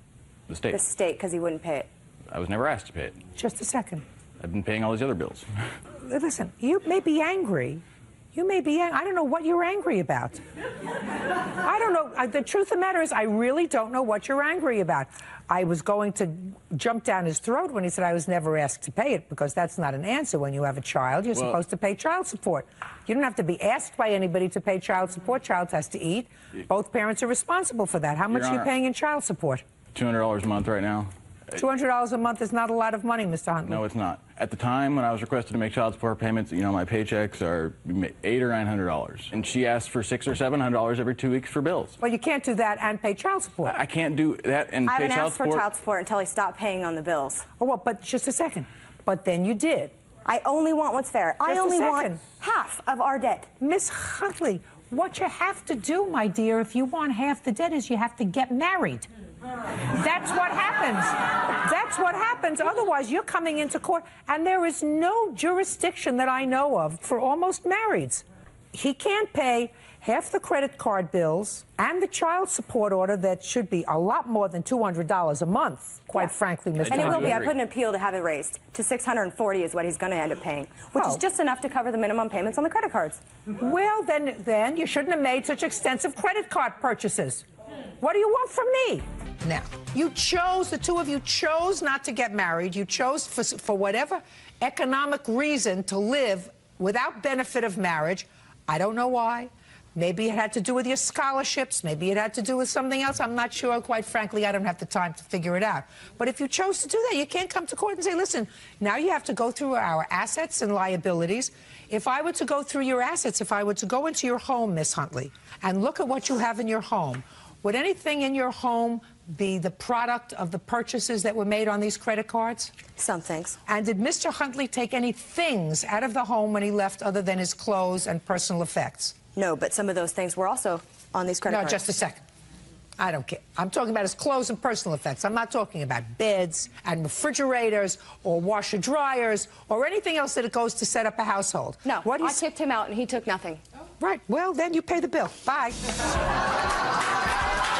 Russell White is suing his neighbor, Adalberto Flores, for the cost to fix his car. Russell says Adalberto's daughters wrote on the vehicle with chalk.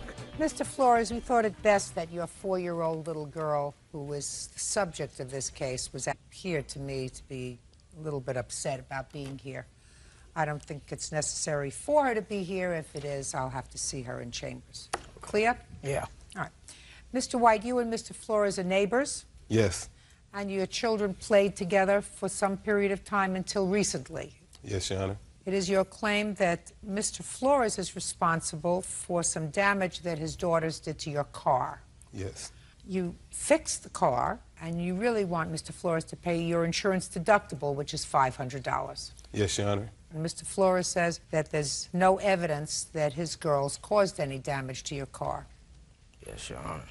Who caused the damage to your car and when, Mr. White? Well, on October the 13th, I was working 3 to 11. When I came home that evening, I noticed some damage on my car. You have photographs of it? Yes, I do. I'd like to see it, please.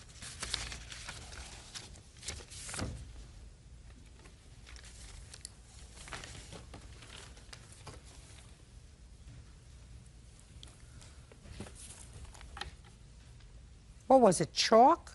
It was chalk, and it was like someone had scribbled on the back of it. It's hard to see in these photographs. Yeah, it's but hard because of the color of the car. Yeah, but I do see sort of circular motions. Yes. Got it. Now, you weren't there. What makes you think his girls did the damage? I have a witness that saw this occur. Well, then I'll hear the witness. Bert, can we get a witness? I assume they're outside. How you doing? Swear the witness, please. Sir, raise your right hand. Do you swear to tell the truth in these matters? Yes, sir. State your name for the record, please. Alfredo Warren. Mr. Warren, are you a neighbor of these people? No, ma'am. I stay in South Bend, Indiana. Okay. Mr. White said you observed something that happened with his car. Yes, ma'am. Are you a friend of his? No, ma'am. What were you doing near his house? I was up there visiting with some friends, and on this particular day, I was sitting in the car while someone else went in the house. And I just noticed two small kids of they wasn't black, but they was like maybe mixed or Mexican or some kind of race. And the smallest one was riding on the car from like the trunk part, and I seen her go around the side. And what was the other one doing? Sitting like on the sidewalk. Go ahead. So the next day, when I was coming back to drop this girl off, I so happened to see the person that was getting to the car that had been rode on. Was that this gentleman? It was this gentleman. So I asked him, did he have kids? And I said, well, I think I seen your kids riding on your car. And so he said, no, it wasn't my kids, but my car was vandalized yesterday. And I told him if he needed any help, I just gave my number. And then I got a call at work, and I heard about the whole issue. Would you recognize those children again? Yeah, probably if I seen them, yes, ma'am. Would you recognize the older child? Well, I mainly just seen the small one riding on the car. Did you see the one who was sitting down? She was like at the head of the car. So I just noticed a head, you know, like you just glance, because I'm looking through my rearview mirror, and so that's how I seen it. Do you recognize this young lady here? I don't know if that's the youngest one, because she was shorter, and this was like, it's been like some months ago. Okay. Bird, would you take Mr. Warren outside to where Mr. Flores' youngest daughter is and ask him if he has seen her before? Okay? All right. Mr. Warren, why don't you go with Officer Bird? Now, before Mr. Warren comes back, you step up here. Right over here. You hop up in that chair. Tell me. All right, Jessica. So before this gets any worse, did your sister ride on Mr. White's car? No. You sure about that? Yes. Do you know anybody who damaged Mr. White's car? No. And you weren't present that day, sitting there while your little sister either took a piece of chalk or anything else and rode on Mr. White's car? No. You sure about that? Yes. Okay. Go and have a seat.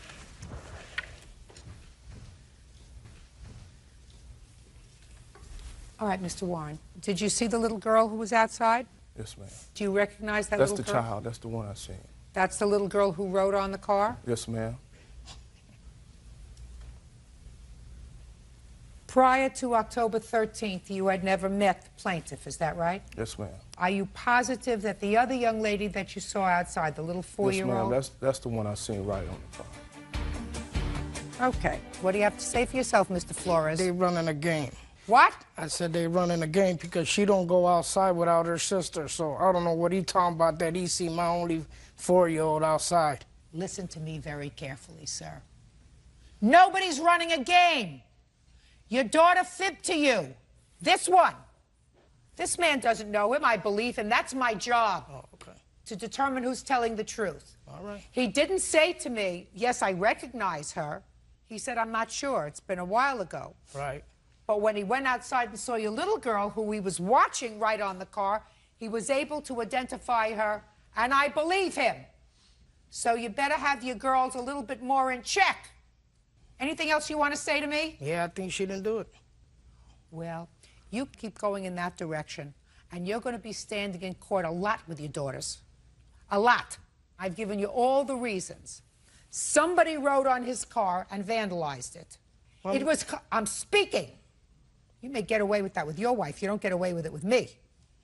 We have an independent witness who saw 2 children, one older, one younger. The younger one was riding on the car. And he says there's no question in his mind it was your daughter. And you said, I don't believe it. Why? Your daughters never lied to you?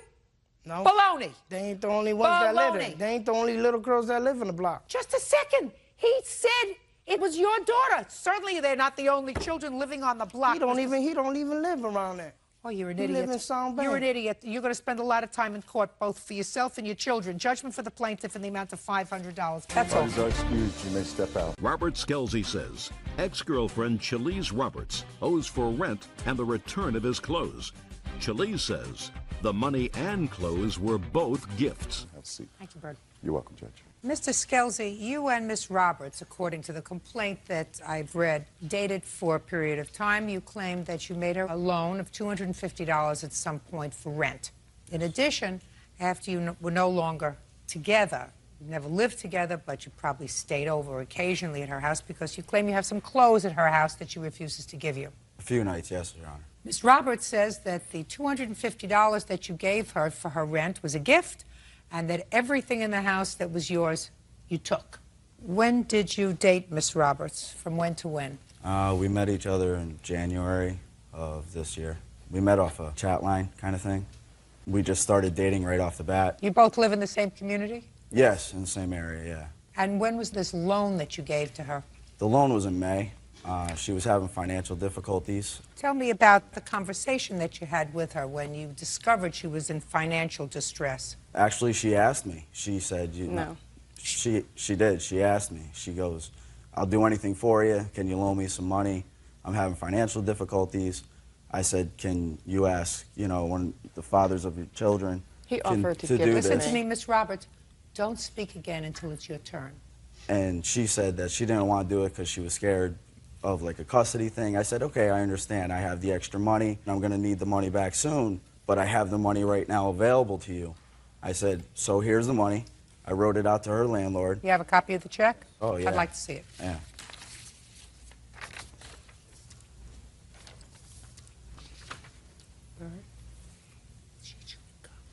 Chewing gum? Yes. You shouldn't do that.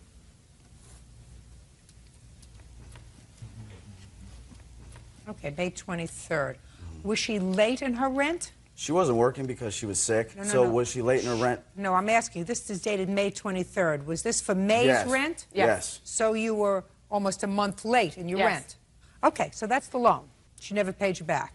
No, ma'am. When did you stop dating Miss Roberts? Oh, we stopped dating in like the end of February. We became friends with like benefits kind of thing, and I'm not one to move fast with a relationship, and her Oh. feelings moved fast with me. So you stopped dating in February, Yeah. but remained friends. Oh yeah, close friends, very Good. close. And shortly after the loan, you stopped speaking? Almost automatically right after the loan. She said she was busy with work and everything else, but all of a sudden a day-to-day, call or hanging out or whatever becomes, I didn't hear from her for like a week. Okay. And what clothes do you have at her house, Mr. Nike Sosa? sweatshirt, a Champion sweatshirt, and a Nike pair of shorts. Okay. You're not going to bother me with those things, are you? You know how many years I went to school? You know how many years? A lot of years. You don't More think than I'm me. going to be bothered by your Nike sweatshirt or Nike sneaker, or whatever it is that you're just talking about? I value my clothes. Yeah, good. Shouldn't have left them at her house. I thought I could trust her. Listen to me. This is not a give and take. All right. Do Sorry. you understand? Mm-hmm. We're not on an equal footing. Okay. I will discuss this alleged loan. I also have a proof on a tape recorder. That She admits to borrowing the money. I got it off my answering machine. I'm going to hear it. Right now? Now's the time. 2:02 p.m. You are out of your mind if you think you're going to be taking me to court and thinking you're going to invest $100 more than what you let me borrow for clothes. Come on now, Rob. It's ridiculous. There's clothes that you gave me to see what the you get out of me. All right? You want to do it this nasty way? I'm going to be a nasty and do it evil too. There is a way to communicate, Miss Roberts, that doesn't involve profanity. You do understand that? Yes. Now, how old are you, madam? 26. And how many children do you have? I have 4. And how many fathers do your 4 children 2. have? 2 for the youngest, 2 for the oldest? No, she told me. How old are your children? 9, 8, 6, and 5. Okay. Why did you run short of money? Because I was out at work, I was sick. What was the matter with you? I had strep and mono. For how long? For 2 weeks. So what did you say to the plaintiff? We were friends. I cried to him that I was late in rent. He offered to give me the money. At first, I said I didn't want to. And then, like a week later, I mentioned it again, how I was stressed out. And No, he you didn't offered mention it again. That's not a mention. First, you told him, you cried, offered you the money. You said no. Okay? Then it's over. You say no. Right. But then a week later, what did you say to him? Then I was crying again, stressed out that I was behind. And then he offered again. And then I said yes. Shh, shh, shh. Remember what I said to her? I did. Sorry. So he helped you out with the rent? Yes. And then you went back to work? Yes. So why don't you pay him back? Because then I got threatened with court. Can I explain? Well, just a second. And it wasn't a loan to begin with. Just a second. You know you have to pay rent. Miss Roberts, listen to me.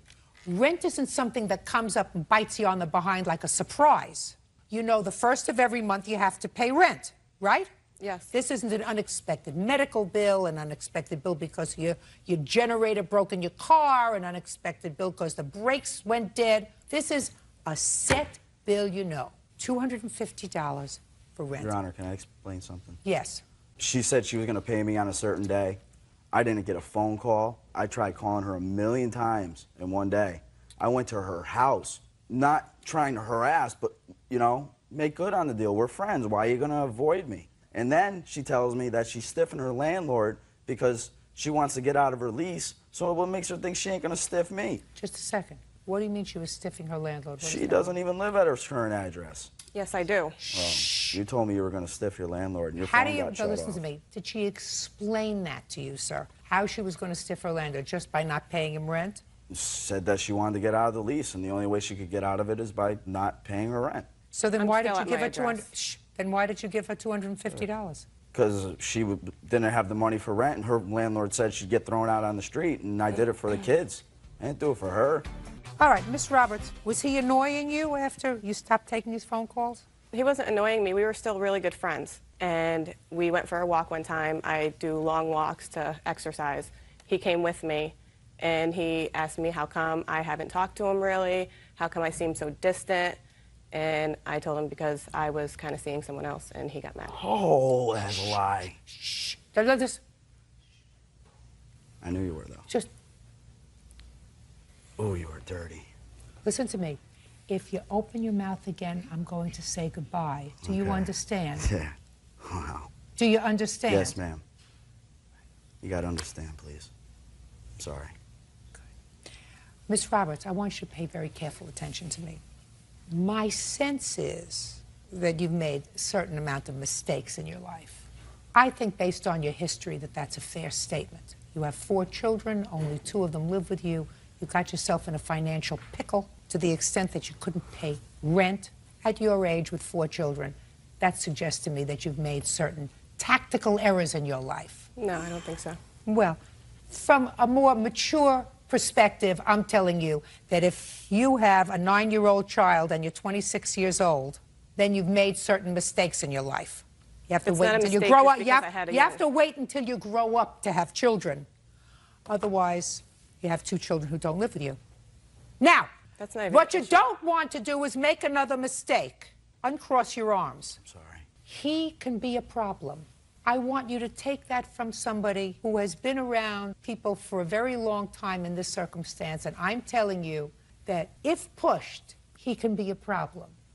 So what you have to do is you have to say, do I want another problem in my life? Do I want this man angry with me, lives close by, I have a new relationship? Do I want him to have any connection to me that I can avoid?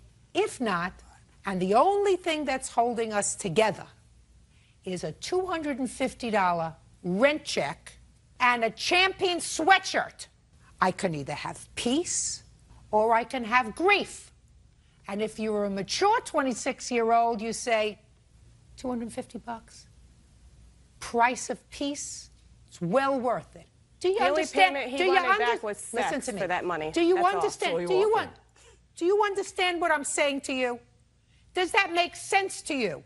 For $250 and a Champion sweatshirt, I can have peace, or I can have him annoyed with me, feel as if he's been used, feel as if he's been taken, feel as if he's been abused, feel as if he's been made a fool of. I did all the work there, too. So, Not ever again. do you understand what I mean? He can't control himself. Oh, I know. That's what you want? No. You're an idiot if that's what you want. So I'm going to help you along. Judgment for the plaintiff in the amount of $250. That's all. Your excuse. Danielle Hines says her former live-in boyfriend, Devin Kilpatrick, owes for rent and the return of property. Devin says he moved out after Danielle filed for a restraining order. Matt, Ms. Hines, the defendant is your former boyfriend. You Yes. lived together. He's also the father of your child. Yes. You had a lease together. He moved out 4 months prior to the lease terminating. Yes. You took him to court for 2 months of the 4 months. Yes. Because the other 2 months hadn't passed yet. And you got a judgment against him for those 2 months. Yes. Now you want the last 2 months of the rent that he owes you. And you also claim that you had a lot of pain and suffering because he wasn't a nice guy. Yes. Well, forget pain and suffering. You don't get paid for pain and suffering. You terminate a relationship for pain and suffering. Do you understand? Yes. Good. So you want your rent. Yes. Mr. Kilpatrick has a very good excuse for not paying the rent for the last 2 months. Yes, I do, ma'am. He says that the reason he didn't pay rent for the last 2 months is because you filed a restraining order against him and his mother, and so he couldn't live in the apartment, and if he couldn't live in the apartment, then he wasn't going to pay rent. Not That's true. his defense. Yes. So, when did you move into the apartment? We moved in March 14, 2006. And you were both on the lease? Yes, we were. And when did you leave, sir? I'm not exactly sure. When did he leave? November 9th, and they filed for the restraining order. He was November 9th, Yes. 2006. Yes. And when did you file a restraining order I against him? filed November 2nd, but he was served November 14th at 5:55 a.m. But you had filed it on November 2nd. Yes. I want to see the allegations that you put in the restraining order application.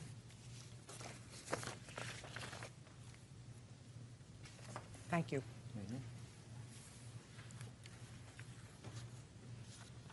You filed this on November the 2nd, and according to this, it says the most recent date of abuse was September 10th, 2006. And you say he strangled me to the point that I could not scream anymore.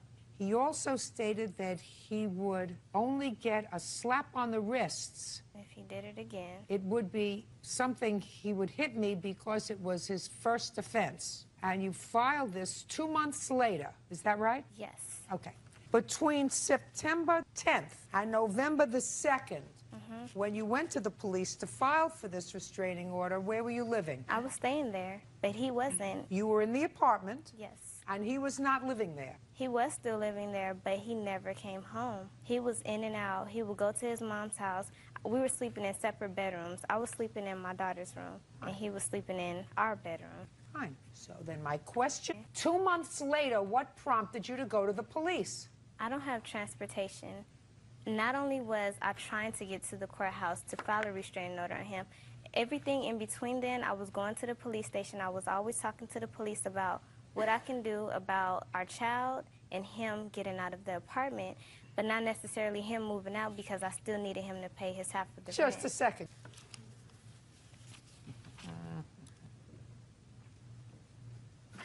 You asked for, in your restraining order, a stay-away order asking that he may not be within 15 feet from you. How was he supposed to be within 15 feet from you if he was still living in the apartment? Because at the time, whenever he would come home, he would go in his room, and I'll either be sleeping in the living room on the floor or in our bedroom. Listen, did you want him out of the apartment or in the apartment? I wanted him to stay because he was still on Then the there was lease. no reason for you to file for a protective order. I just It's didn't want him to nonsense. hit me again. You said that the last time he put his hands on you was when he choked you 2 months before. That's what you swore to in here. Yes. So that there had to be a reason, 2 months later, that you went to the police, you managed to find your way to the police. Yes. And file this protective order. I went to the courthouse to file that. Listen, you're not being honest with me. He moved out, he had a right to move out. He would have been crazy to stay there. Absolutely insane to stay there with a protective order. When all you have to do is pick up the phone, call the police, they come, they arrest him. And all you have to do is say, he threatened me, and he finds himself in jail. So he would be insane to stay in the apartment. May I please say something? Sure. It says right here that he was not even served. He didn't even know I had a restraining order on him until after. I'm telling you. It doesn't make any difference whether he knew or not, madam. You knew. Yes. So how dare you come here knowing that you had the restraining order, that you didn't serve on him for another couple of days, but you knew you had it, Yes. and still want him to pay rent? Because his name was still on the lease. I did not ask Devin to leave. They said 15 feet because his name was still on the lease. They could not kick him out. I had no choice. I didn't want him to put his hands on me again, Judge. Good. I was afraid. I didn't know what else to do. I understand. You should have left. Should have left. But you can't go get a restraining order on him and say you have to stay in the house, despite the fact that I have a restraining order on you. Okay. So now you are like my prisoner. You look at me cross-eyed, I'm going to call the police. Whether he did anything bad to you in September or not, I don't know. Certainly you didn't go to the police in September. So he would be nuts to stay with you. And now you come to court and you say, I want him to pay the rent. Yes, because... When he did nothing to you in November, nothing to you in October, nothing to you 3 weeks in September. If I believe that you got into a fight and he put his hands on you in September, I'm not condoning that. Okay. And if you put him out right away, I would have said, okay. Okay. And if I believed that he choked you in September, I would have said, you're bad. You have to pay the rent. Okay. But when you wait 2 months, there's something else going on. I tried. Okay, I I'm did trying everything- to. Believe No, me, Judge, I'm trying. I did everything I could to get to the police department. I went throughout the month of October to get information on what I could do because he's the father of my child. I was trying to ask for information about child custody and what I could do about everything. I'm not talking about child custody. I know I'm talking domestic violence. I'm talking about a restraining order. Okay. Not child custody, not support, not anything else. Just about the fact that you were in abject fear of him and in need of a protective order that excluded him from the house. Because not to be within 15 feet of you is a ridiculous order against somebody that you expect to live in the apartment with you. Ridiculous. I'm telling you, you cannot live with somebody with a restraining order and expect them to stay in the apartment. Because of the way the laws are recognized now, all you have to do is call the police and say, he looked at me cross-eyed, I want him arrested. And then he's there on a violation of a protective order, which allows them to incarcerate him for up to 6 months by just looking at you cross-eyed. But those were not my intentions. Oh, listen, I don't care what your intentions were or not. The fact is you did have a restraining order against him, and he was perfectly right to leave because you didn't go and file that restraining order at the time you allege he hurt you. You waited 2 months.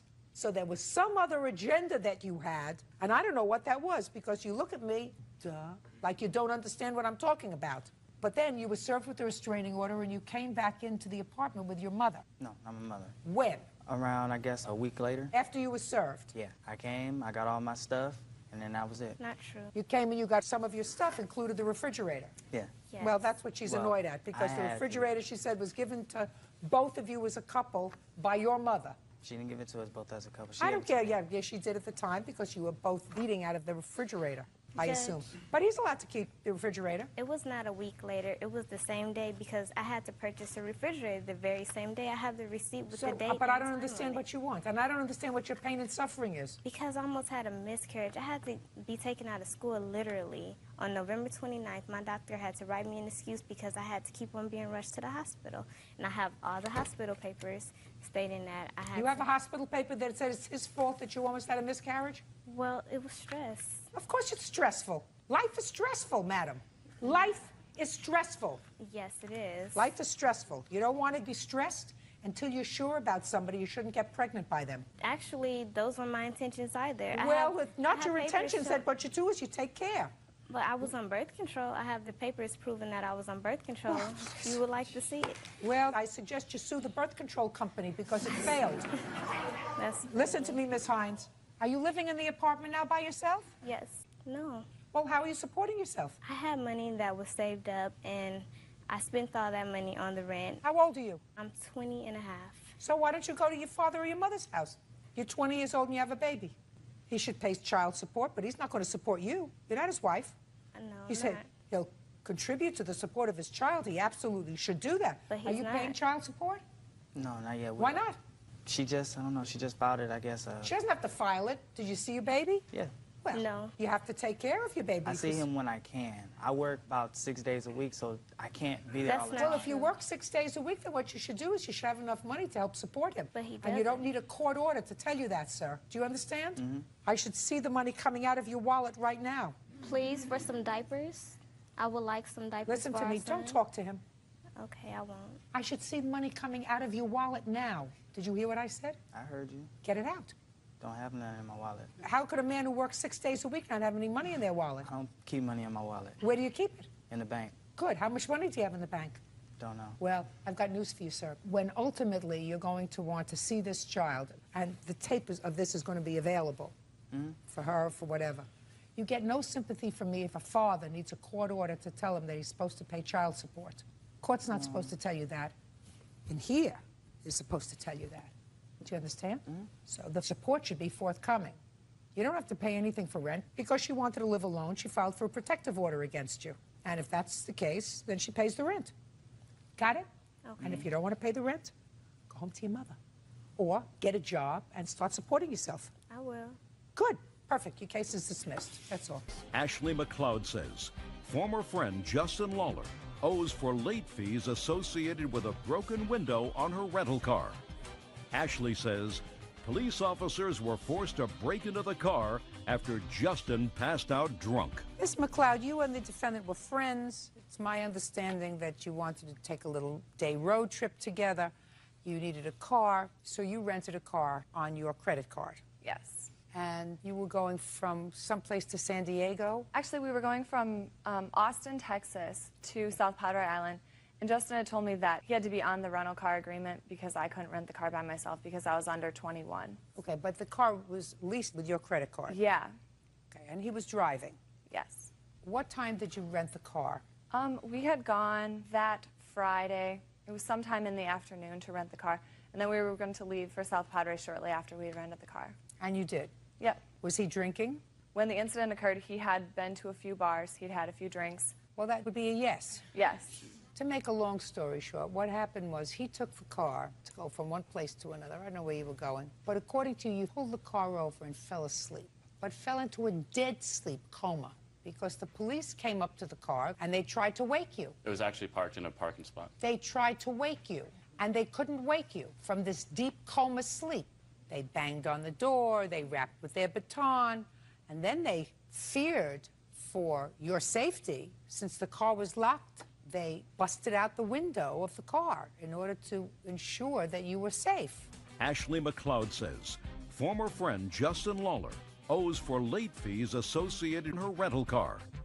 Ashley says police officers were forced to break into the car after Justin passed out drunk. Now, the car had to be taken in to be fixed. You paid for the window, but it took time, and she was charged $500 extra on her credit card that she feels as if you're responsible for, because but for the fact that you fell asleep in the car, it wouldn't have happened. That's your case. Yes. Mr. Lawler has an interesting defense that we are all breathlessly waiting to hear. Well, when we first rented the car, I actually told her to get the rental car insurance because that way if anything did happen, we would not be liable for the damages done. And at that time, she said that she had insurance. It would be $100 cheaper. The guy rang up with the insurance on it for the rental car. And then she said, well, no, it'd be cheaper if we do it the other way. I didn't want to because I had rented a car before and know that if you get rental car insurance, it covers everything. So she insisted on putting her current insurance on there. And once we got down there, her mom, she talked to her, told her the insurance was on there. And then her mom said if anything happened to that car, that their insurance would get dropped. So the insurance didn't cover the actual damages done at all. Can I say something? What? No! Sorry. I'm not finished with him yet. Sorry. So let me understand his defense. His defense is she should have taken out the insurance. That's your defense. Yes, ma'am. Sounds right to you? Well, that sounds like what he said. That sounds right. Why did you fall asleep in the car, Mr. Lawler? Why did I fall asleep in the car?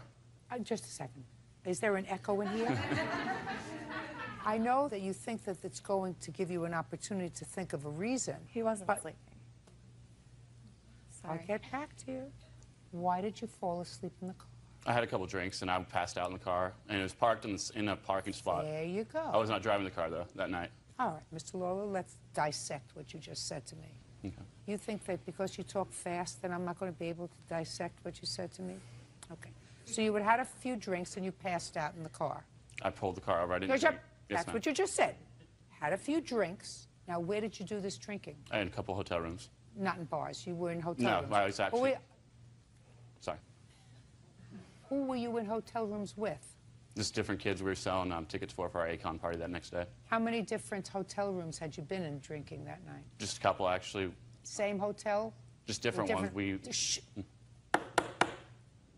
Different hotels? Yes. How did you get there from one to the other? I drove the first. I drove. The first one, yes. Just a minute. I drove. And how'd you get to the second one? The second one?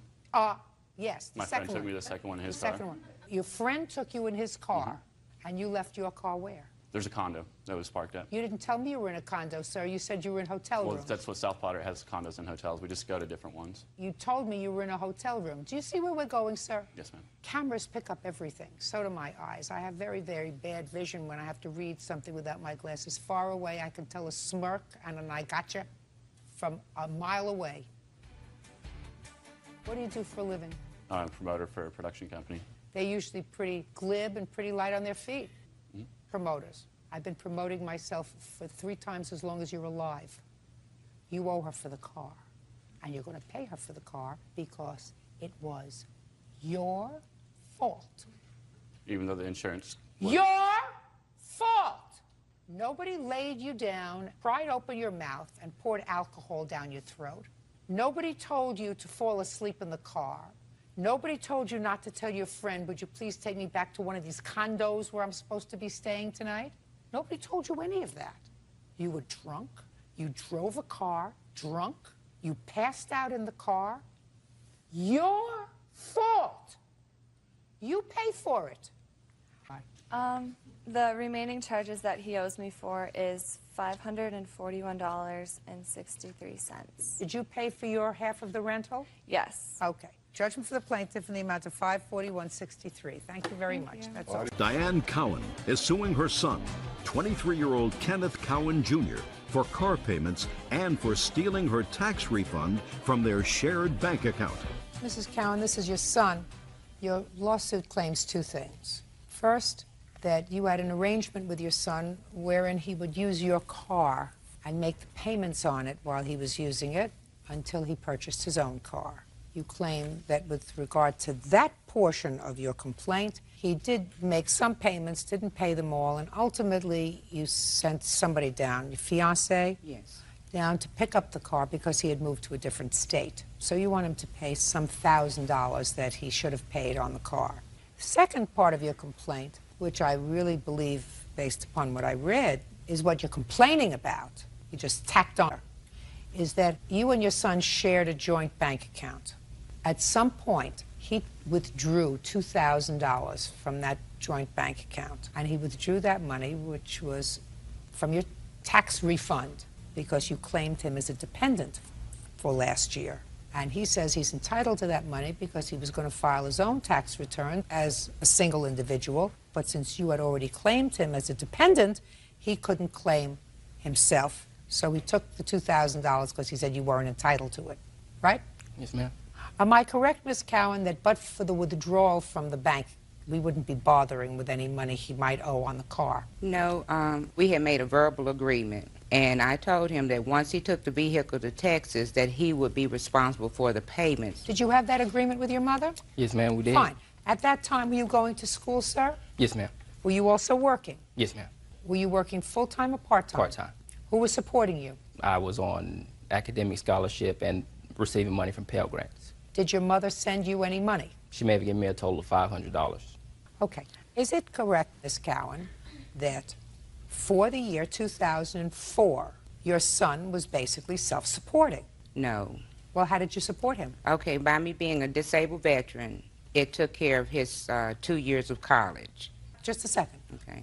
You're being a disabled veteran and the government picking up part of his tuition means that we supported him, not you.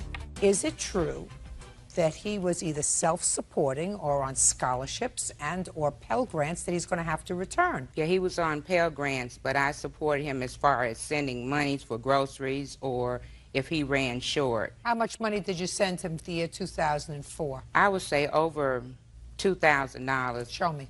I don't have it as far as monetary back. Most of the time I would always deposit it in my account because we shared account. I have bank statements showing to where there were deposits made on the account, and these are the only cash deposits on the account are ones that I made.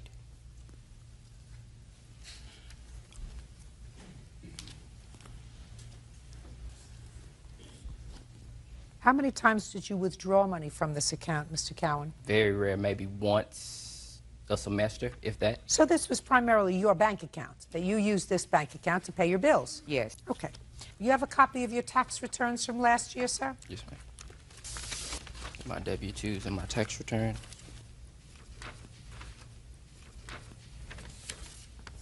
So you had an adjusted gross income of a little over $5,600. Yes, ma'am. And according to your statement, if I believed you, which I don't, at most you sent your son $2,000. Right. Then you are not entitled to claim him as a deduction because you didn't contribute more than 50% of his support. You were not entitled to claim him as a deduction. Yes, but according to VA, if I had not claimed him as a dependent, then they would not have taken care of his bills. You know, I'm not a... Just a second. Let us say that because of some regulation, you were required to claim him as a dependent, even though you did not contribute more than 50% of his support. Let's say that that's true. Then what you should have done was discuss it with your son and say, listen, for the purposes of the VA, so that you can continue to have all your classes covered or whatever percentage the VA covers, I have to claim you as a dependent, but I'm going to give you the $2,000. What would have been wrong with that? Well, I agreed to that. And so then why are you complaining that he took the $2,000 out of your account? Because it was the procedures that he took. Now, he know normally there has not denied him of anything. So you didn't like the fact that he did it in a sneaky way? That's right. Okay. She says she didn't like the idea that you were sneaky about it.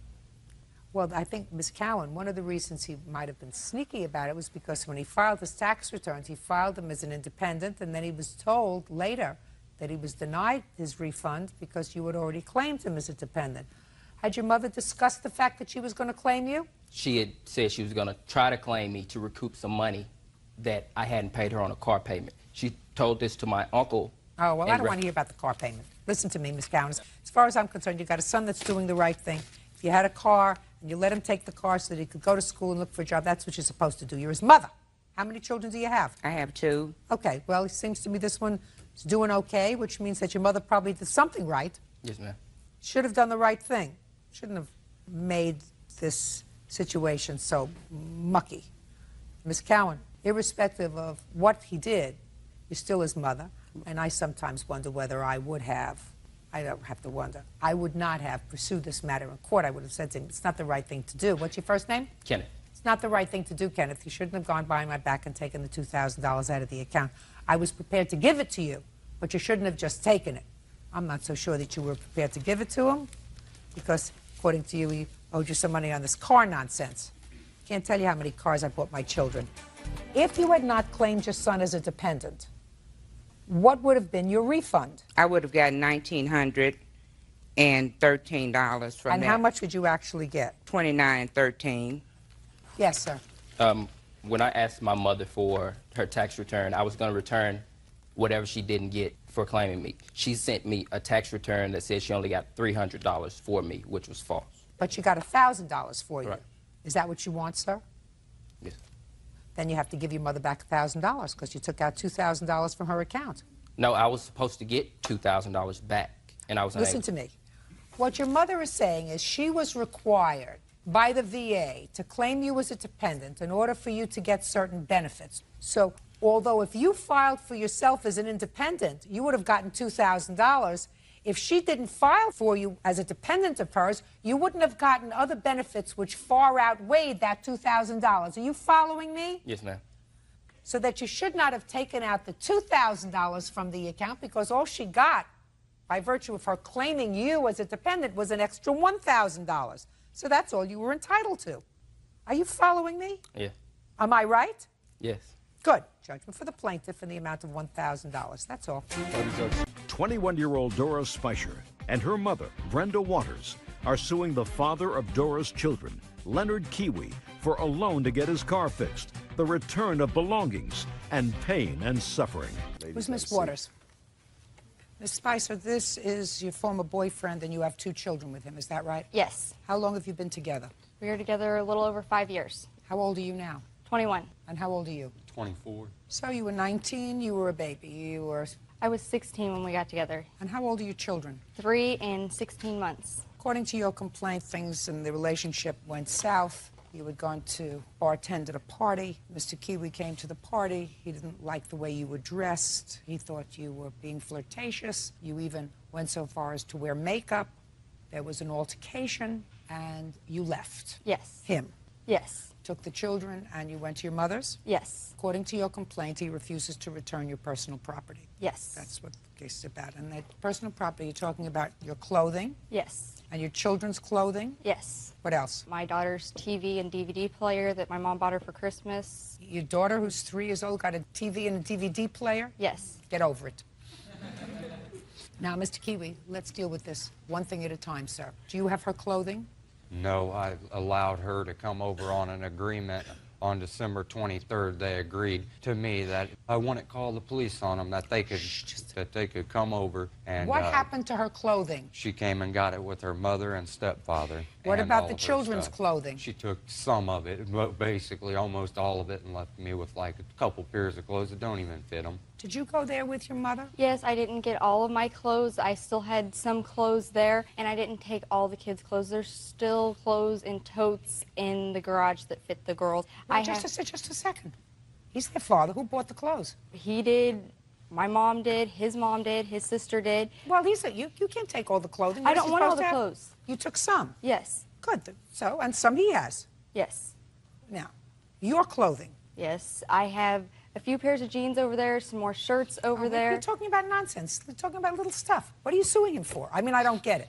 You were together 5 years. We're not talking about a couple of pairs of jeans, madam. No, but they're mine. I should be able to get them. Well, do you have her jeans? I found one pair of jeans that was in the dirty clothes, and that's All right, the only reason she so didn't pack take it up them. and get it over to her. Yeah. Now, let's get to your mother. I can't stand to deal with nonsense. You say that you loaned him $1,000 to fix his truck. Yes. When? It was September 12th. What year? Did she give you $1,000 to fix your truck? No, she found a gentleman who at a bar who works on vehicles, and at first I was going to sell my Explorer to him, parted it out. Did but then she he pay said he could- $1,000 to have your truck fixed? Yes, but Okay. Now, it is your defense to that yes. that you had loaned her $3,000 a year before. Well, I took out a loan for $3,000 because I was $1,000 behind on rent, so I paid $1,000 on rent, and I gave her $2,000 so their house would not be foreclosed on because they've took out like 4 mortgages on their home. When did you give her the $2,000? Before the Explorer was fixed. Do you have any proof of that? The only thing that I would have had was be like from my bank that say I paid off the loan, but unfortunately I didn't bring that because it's not paid off yet. Okay. Tell me how it came about that you gave her the $2,000. Tell me about it. You know, I'm a good judge of what's true Dora and what's was not. crying and stuff, and I felt sorry for him because I thought we were family then, but I can see I guess we're not. And I was just being nice and helping him No, out. tell me how it came about. Did she come to you and tell you she needed the money? No, she spoke to Dora, and Dora was telling me about it. Look at me. When was it that your mother fell?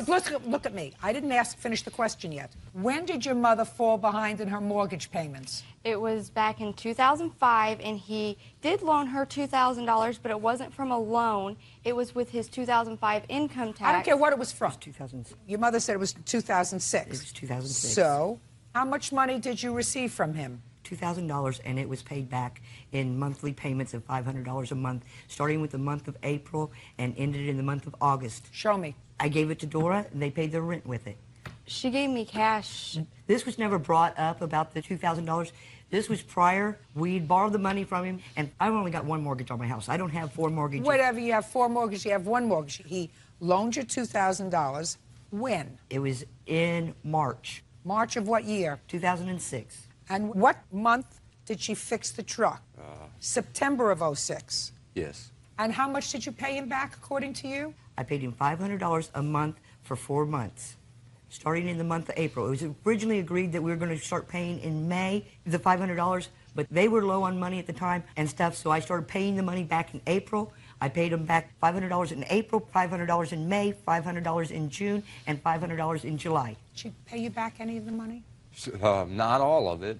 How much did she pay you back? I'm not sure. She'd give the money to Dora, like she'd say, and then Dora would say that she was paying us, but I didn't see any of the money. In what month did your mother give you the first payment of $500? Around the 3rd of April because we didn't have our rent money. And when did she give you the second payment? Towards the end of May because we spent it on my daughter's 3rd birthday party. End of May. And when did she give you the third payment? Sometime in June, I don't know when, and the last payment, I guess sometime in July. I don't remember the exact date, but she paid us back, and that's why she made the agreement to fix the Explorer for us because we were down on money then. Tell me how it came about that you paid this $1,000 for him. My daughter had called me. Scott also has a Ford Escort. Just tell me, your daughter called you and what? Their Ford Escort was broke down. Scott did not have transportation to go to work. She was upset because she didn't want him to lose his job because the Escort was broke down. I loaned him some money to help for parts on that, and then I said that I would pay for the Explorer to be fixed so that they would have 2 cars that were running, because at that time Dora was trying to find a job so she could make income also. So I loaned him the money. I have a gentleman that I work where I work. Listen to me. You have no contract with him, your daughter. You know, just because they're no longer together, which is what's happened, just because they're no longer together doesn't mean that you come to court and you claim things that really aren't so. Sounds to me as if he wasn't totally a bad guy. A little controlling, perhaps. You know you're a little controlling, Mr. Kiwi. Yeah.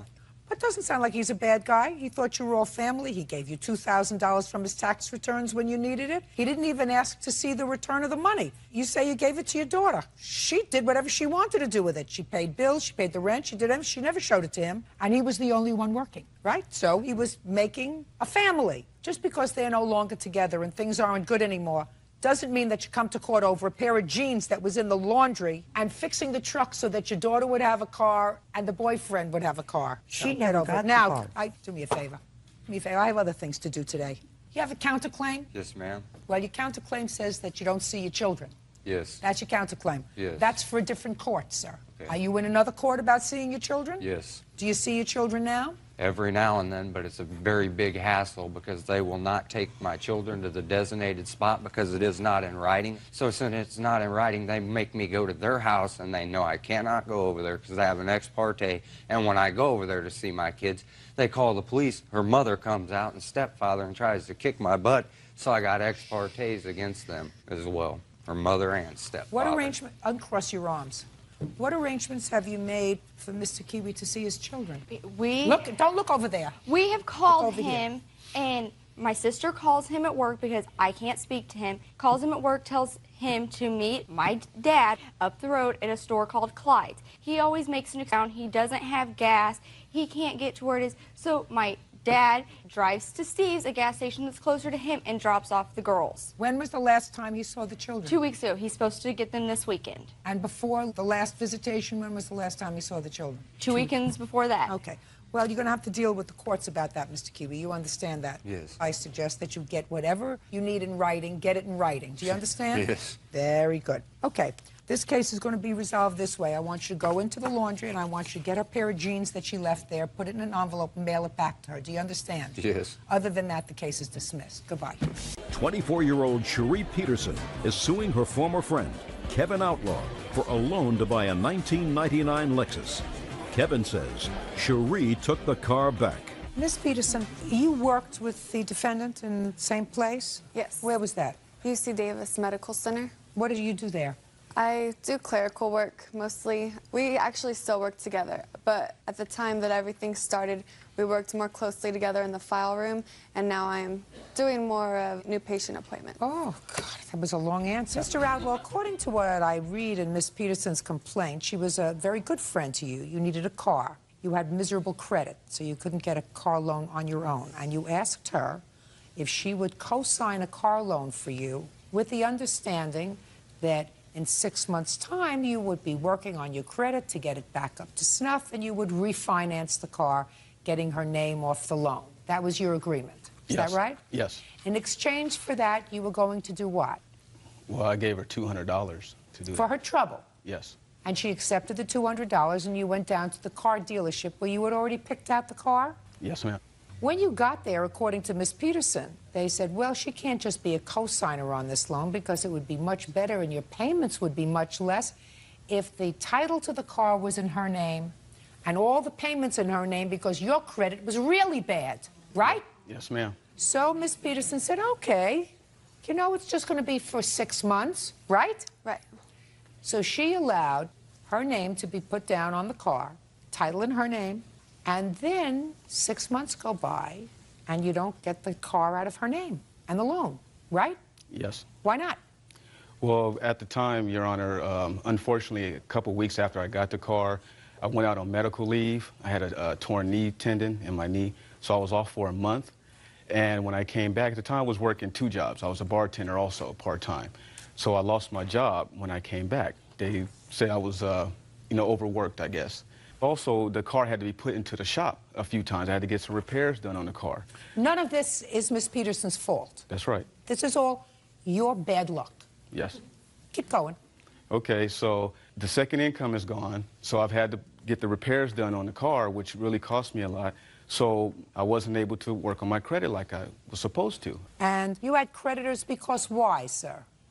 Because you didn't pay your bills? Bad decisions, yes. Bad decisions isn't the reason for bad credit. You didn't pay your bills. Okay. And how many people did you stiff? How many credit card companies did you stiff? Credit cards are probably 2. In what amount, sir? I think one was 600 and something, and I can't really remember the other one. Anybody else? Maybe some phone bills, cable bills. Phone, cable, credit cards. Also, not Miss Peterson's fault, is that correct? Correct. So this is what happened. After the 6 months, Miss Peterson said, I want my name off of this loan. This was our agreement. And she said, if you don't get my name off of this loan, I'm taking the car back, right? Correct. And you didn't get a loan, and she took the car back, right? Correct. And she sold it, correct? Correct. And there was a shortfall on the loan. Correct. Which you want him to pay. Correct. I'll hear you. Well, I don't understand how I owe, Your Honor. I mean, I held up my end of the bargain as far as the 6 months. No, you didn't. I didn't? No, you didn't. Your contract with her, 6 months' time, you would get this loan out of her name. We don't have a written contract. You don't have to have a written contract. You've just testified, sir, that that was your contract with her. In exchange for $200 for 6 months, she would allow her name to be used on this loan, and you agreed contractually with her that within 6 months' time, that loan would be out of her name. You failed to fulfill your obligation. Your obligation was to make the payments and get her name off that car loan so that she didn't have to hook her star to your galaxy because you are an accident looking to happen. How much was the shortfall on the car? I had to come up with about $5,500. Show me. Here's the bill of sale and also what I had to come up with. The receipt shows $5,517, I think, and the other is the bill of sale, which the person bought the car for $14,000, and I owed $19,500. Miss Peterson, how old are you? I'm 24. Did you graduate from college? Yep. Mm-hmm. You didn't take a course in practical skills. I didn't take logic, no. Never do this again. I won't. I've learned a big lesson. For the boyfriend, for the husband, for your cousin. Nobody.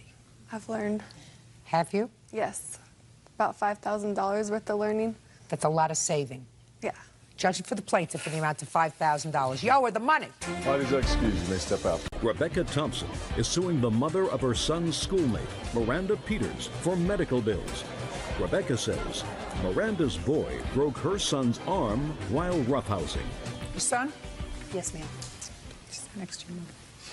Who was the basketball player? What's your first name? Keith. And yours? Michael. Your arm got broken in school. Yes, ma'am. Your arm got broken when he bumped into you. Yes, ma'am. Tell me what happened. Well, I was trying to get into the game and pretty much... When did this happen? March 17th of 04. You were trying to get into what game? In PE that day, it was pretty much a free day. And I was trying to get into the game, and they were pretty much just shoving me off. Who was? All the players.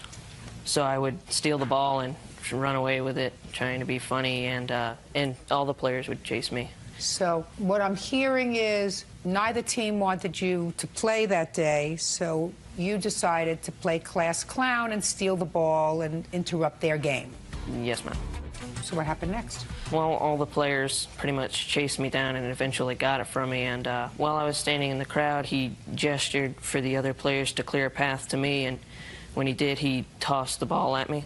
And whenever I saw it was coming at me, I just tensed up and turned, and it hit me in my left hip. Didn't hurt you? No, ma'am. And then what happened? I just sort of walked up to him. Behind him was a gym mat, pretty thick and soft.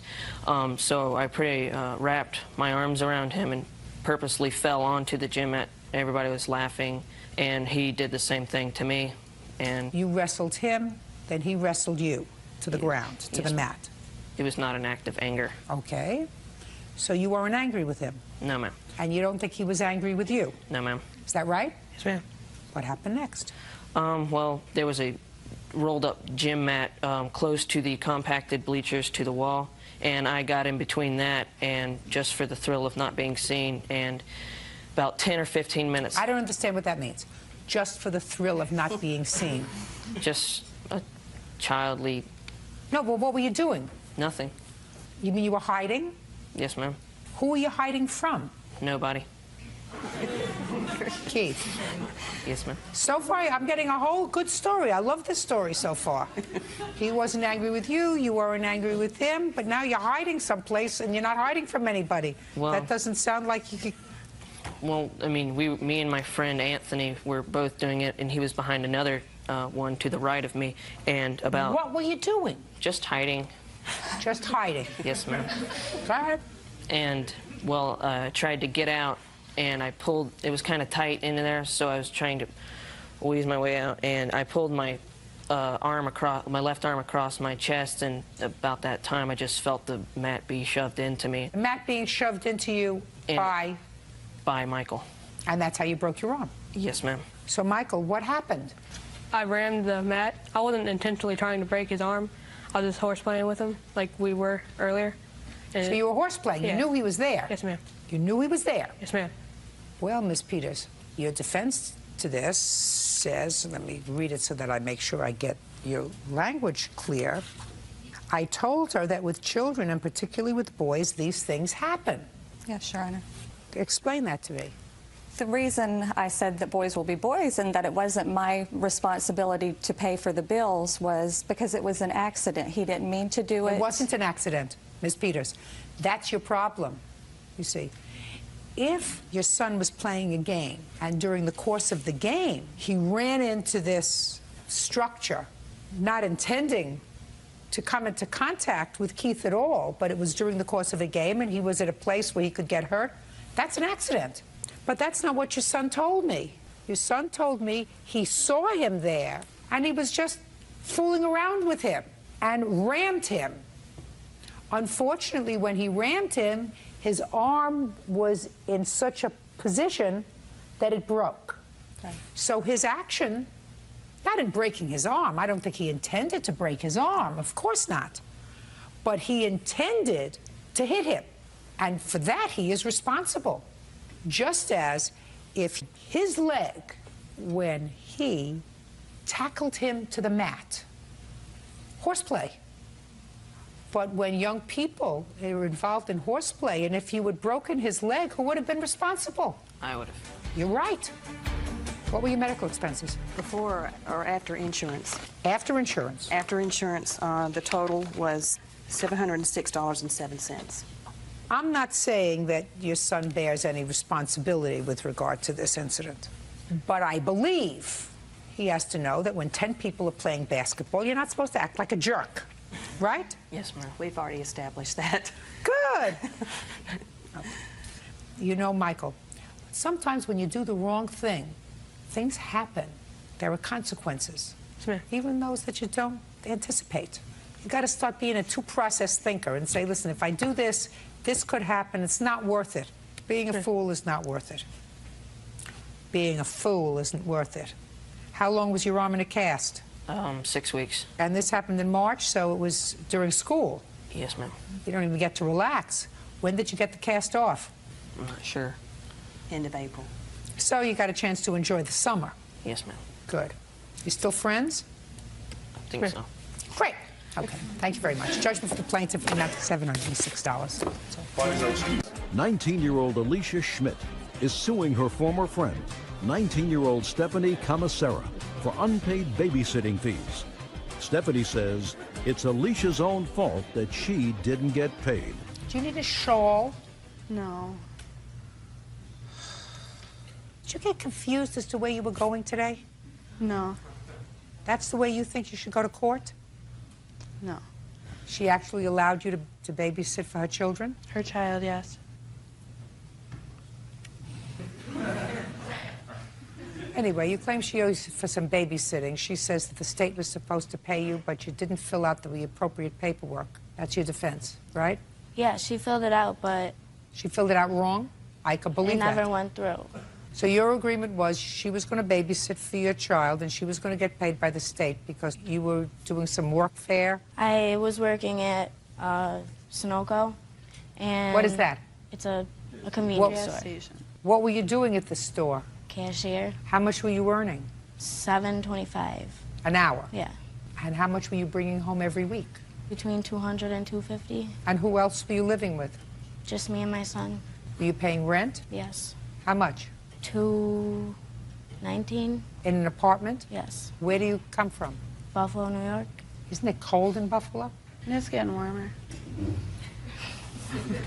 Now, how long did you watch the baby? Huh? Sorry. How long did you watch the baby? For a month and a half. Is that what you do for a living, babysit? No. I Well, what did do you it because me and her have been friends since we were like 12, 13 years old, and to help her out. Well, the state didn't pay you. So did you tell her that you thought she should pay you? Yeah, I did. And I told her when she got her taxes back this year to give me money out of her taxes for that, and then I would leave it alone, and she didn't do that. Did you get money back from your taxes? Yes. How much did you get? $750 around. Did you think you should give your friend some money? I never told her I was going to pay her. Well, you told her that she was going to get paid for watching your son. Not out of my money. Well, she's going to get paid out of your money. You got paid. She wasn't doing this as a favor. She was doing it because she expected to get paid. And if the state didn't pay her for some reason and you did not follow up, which I assume you didn't, is that right? I called many times to try and see why it wasn't coming. And so we did both did. Did you? My case was being closed at the time. So you didn't get an answer? Nope. So now you have to pay her. Why would I pay her when I never said anything about paying her? I just tried to explain it to you. And I want you to try to put on your listening ears. She was babysitting for your child for money. The state was supposed to pay her. She filled out the forms, according to what you told me. Mm-hmm. You said you called many times. You didn't get an answer as to why they weren't paying her. And then you stopped calling because you were closing your welfare case. That doesn't mean she doesn't get paid because she did the work for you. So you have to pay her. Do you understand? Yeah. I mean... And you got back $750 in your taxes. So you're going to get paid, but you're not going to get paid $2,000 because that's ridiculous. You didn't earn $2,000 probably a whole year. But you have to get paid something for the work that you did. Judgment for the plaintiff in the amount of $350. That's all. Thank you. All these are excused. You may step out. Alicia Blanchard claims ex-boyfriend Fred Bray borrowed a large sum of money from her and never paid it back. Miss Blanchard, the defendant used to be your boyfriend, and you claim a series of loans to him while he was out of work in the amount of $4,200. Mr. Bray says that you didn't make any loans to him. Taking out loans, you and your brother, you were pretty flush with cash, and you gave him a couple of $100s when he needed it, but that was about it. So, when did he become your boyfriend? In September. Of what year? 06. Could you keep your voice up? I'm getting old. And when did you make the first loan to him? September 20th of 06. So as soon as you met him, he needed money? Yes. How old are you? 21. And where do you live? In Marysville, California. Who do you live with? I live with my parents. Do you work? Currently, I don't. How do you support yourself? My mother gives me money for gas to look for work, and that's it. Who were you working for in September of 2006? Singular Wireless cell phone company. What were you doing for them? I was a customer service rep. For how long? For 7 months. What were you earning? Around $2,000 a month. Did you file tax returns last year? Yes. How much did you earn? $11,000. Where did you get $42 to $100 to lend to him? From loan companies. Show me. Hey.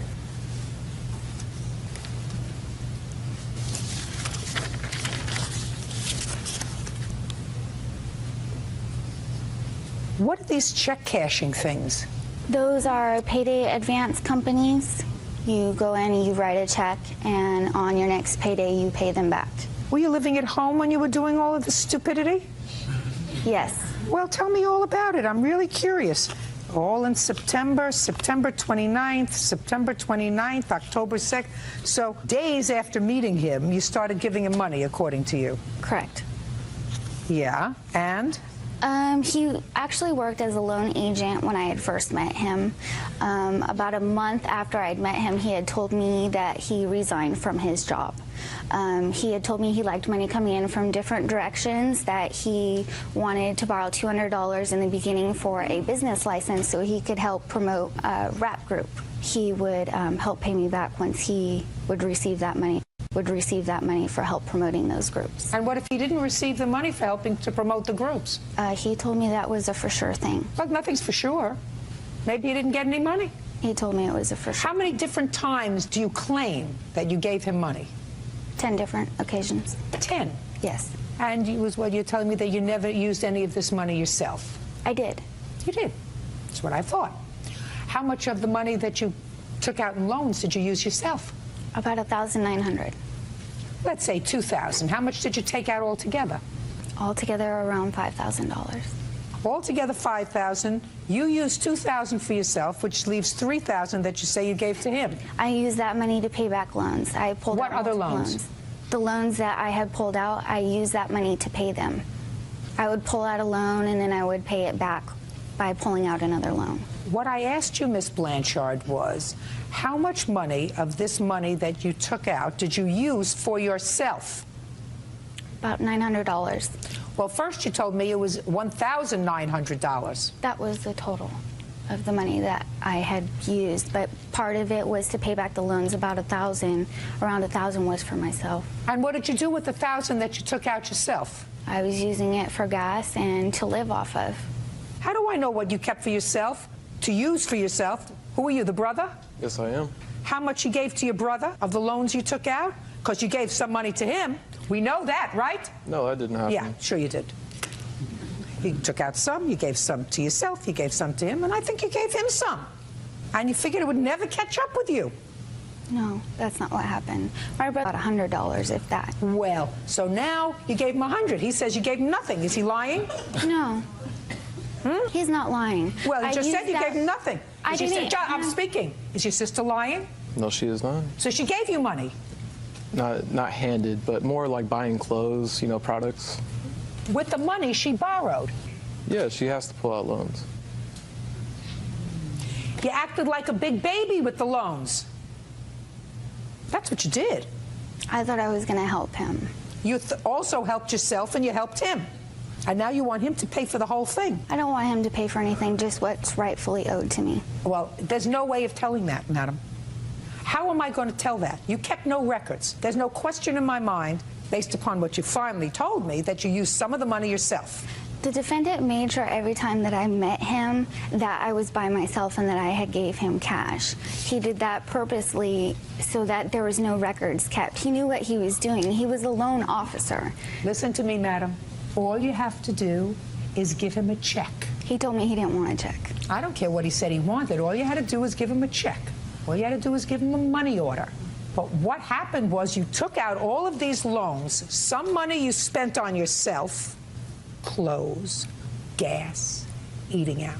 Some money you spent on your brother, clothes, according to him. No records. So how do you expect me to figure out what it is that you gave to him when you don't know? Now, see, I'm finished with her. Now I'm going to start with you. All right. Let's start out with this. How old are you, sir? 28. Have been married? Yes. How many times? Once. Have children? Yes. How many? One. That child live with you? No. You pay regular support? Yes. To whom? To the mother. Directly or through the court? Through the courts. Which court? Sacramento. Do they take the money out of your check, or do you send it directly? I send it directly. Have you been in arrears? Yeah. You think I'm asking these questions because I'm just making them up as I go? I'm smarter than you will be every day that you open your eyes for the rest of your life, sir. Do you understand that? Do you understand where I'm going? Yeah. Every day for the rest of your life, you're going to open up your eyes and you're going to say, I met a woman who was smarter than I am every day I open my eyes. You got it? Yes. Now, you took advantage of Miss Blanchard financially. You're 28, married, divorced, child who you don't support, no job. I do have a job. She had a job. She had the ability to take out money. She gave you money. She also paid some of your bills. Right? Yeah, she did. That means, sir, that you took advantage of her because you contributed to this relationship. Zero, nada, nothing, nothing. Right. That I can see, at least. Whatever it is, it's well camouflaged. Now, all I want to know from you, sir, is there's no question in my mind that you borrowed money from her. No, I didn't. Mr. Bray, this is not a give-and-take situation, sir. There is no question in my mind that you borrowed money from her and you said, when I get it together, I'm going to give it back to you. When the deal comes through, I'm going to give it back to you. Did she pay your cell phone bill? She did it well on her own. I didn't ask you that. I said, did she pay your cell phone bill? Yeah, she did 3 times. And tell me how it came about, Mr. Bray. You see, I'm an ecumenical abuser, sir. I'll tell you. Tell me how it came about that she paid your cell phone She bill. went in- How much do you weigh? 205. How much do you think she weighs? A lot less than you, right? Yeah. She's a lot younger than you are. Mm-hmm. She lives home with her parents, right? Where do you live? I got my own place. And you've been on your own for a long time. Yeah. You've been to court a couple of times. Yeah. So you're a lot more worldly than she is. Tell me how it came about that she paid your cell phone bill. She went into, we go through the same cell phone company. She went in her own. I didn't even ask her to pay it. She would do it on her own, send me a text message like, hey, hon, it's me, Alicia. I paid your cell phone bill. And she did it up until November. I never told her to go and do that. I didn't ask you whether you told her. You know, believe it or not, Mr. Bray, I have had boyfriends in my life. I know that that sounds strange for you to conjure up, right? Strange. And unless one of them said to me, you know, I can't pay my phone bill or my phone bill's overdue or they're going to cut off my phone, I would never have known that they were overdue with their cell phone bill. So if something doesn't make sense, sir, it's not true. Do you get it? Now, you had no job, and you had a cell phone. If you have no job, then you don't need a cell phone. I had a job. I still have a job. I thought you gave up your job as a loan officer, sir. I'm a loan officer, so I get paid 100% commission. I didn't quit my job. I told her the market was slow at the time when we met. So you weren't getting any money? Yeah, I still have other ways of getting money, though. How? I did a lot of promotions for a lot of guys. I don't know if you ever see them guys. Everybody want to be a rap star now. So since they were out there trying to sell CDs, what I did is I started a promotion company. I would come up with ways to try to help these guys market themselves, going into different clubs. And you made a living gigs. at that? No, it was something brand new that I just started at the time.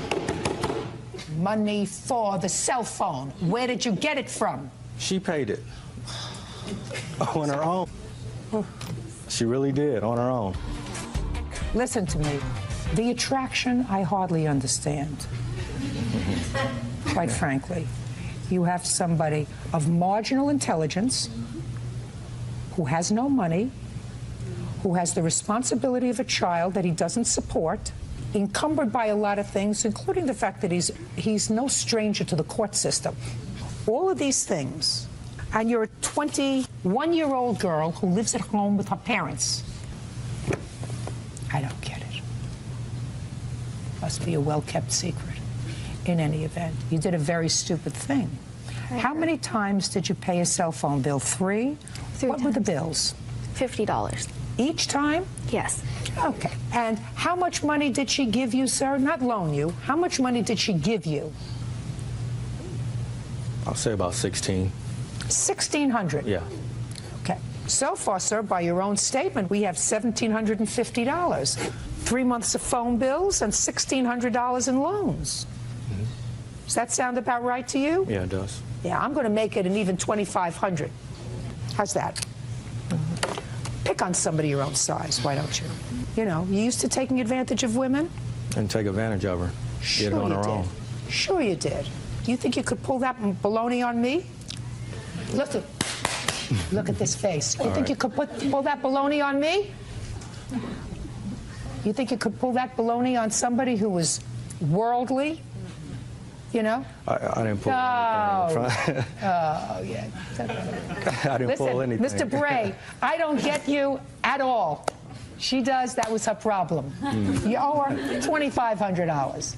Get rid of the smile and pay the lady. That's all. Shauna Ross is suing her cousin, 21-year-old Pauline Ross, for the value of a state-issued check. Shauna claims Pauline kept money that was intended for her. Miss Ross, the defendant is your cousin. According to what I've read in your complaint, she had had some trouble with Child Protective Services. And there came a time that you agreed to watch her children in exchange for a state check for watching her children. Yes. You watched the children. She got the state checks, 2 of them, according to you. Yes. She cashed them both and did not give you any money. Miss Ross says that you only watched the children a little bit. Her boyfriend watched them more than you did. So she kept the money, and she's got some countersuit about you calling Child Protective Services and making some false allegations about her after all this went down. What's your first name? Pauline. Pauline, how many children do you have? 3. You're expecting another one? Yes. How old are you? 21. You have enough children, Pauline? Yes. Did anybody ever tell you that? Yes. Who else told you that? Everybody. So add my voice to the rest of the pack. You have enough children, there are other things to do in your spare time. How old are your children? They're 1. You have to think about this? No, 1, 2, and 3. And who's the father of your 1-year-old? Dion. And who's the father of your 2-year-old? I don't know. And who's the father of your 3-year-old? Dion. And who's the father of this one that you're going to have now? His name is Nick. And how long have you been with Nick? 9 months. Shh. Now, when your cousin was watching your children, who was your boyfriend then? Dion or Nick? Nick. When did your cousin watch your children? She started April the 2nd when I started my job. What kind of job did you have? Waitressing. Now, who filed the papers for your cousin to get the state check? We both did. And when you filed the papers, you said you were working, correct? Right. And you were receiving welfare. Yes. So they said, well, maybe they can cut some of this welfare money by giving you money to pay a babysitter to get you back in the job force, which Yes. will hopefully keep you out of the baby-producing business. How much did you receive in checks? Because the checks came to you, right? Right. How much was the first check? The first one was $768. And what did you do with that check? I moved into my house. So you used the money for yourself? Right. And how much was the second check? $384. And that was a babysitting check? Yes, it was. Well, Miss Ross, you don't get paid for babysitting for your own children. No. And Nick doesn't get paid for babysitting for your children because he hadn't filled out the papers. Right. So who do you think was her, but not her, because she wasn't watching the kids like she was supposed to. And then April 12th, I got laid off. They cut my hours due to complications of my pregnancy. Yeah. So But how she was many still hours in- did you in fact work? 20 hours per week. How After many the weeks 12th. did you work? 3 weeks. 3 No, weeks? 3 weeks full time, and then they took me off. So were you telling me, what state do you come from? Michigan.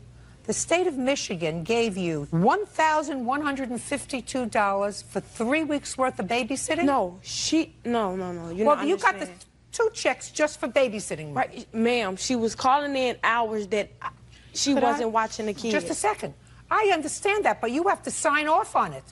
I Let called Miss my- Ross, Pauline, Yes. you have to sign off on it. This is yet just another scam. If you don't think that I understand that this was just another scam, I have do. the paper saying that I called and said my hours were reduced. It's right here. And from the caseworker. Somebody had to sign off before you got the check because the forms, she fills out the hours, but you have to sign off on it, that she did in fact work those hours. Isn't that the way it works in Michigan? Yes. Of course. Works that way all over. Otherwise, any babysitter could file and say, I worked 20 hours this week, unless the other person for whom she is allegedly working signs off on it. So if you people don't think that I understand that this is just another scam on the state, you're wrong. I got it.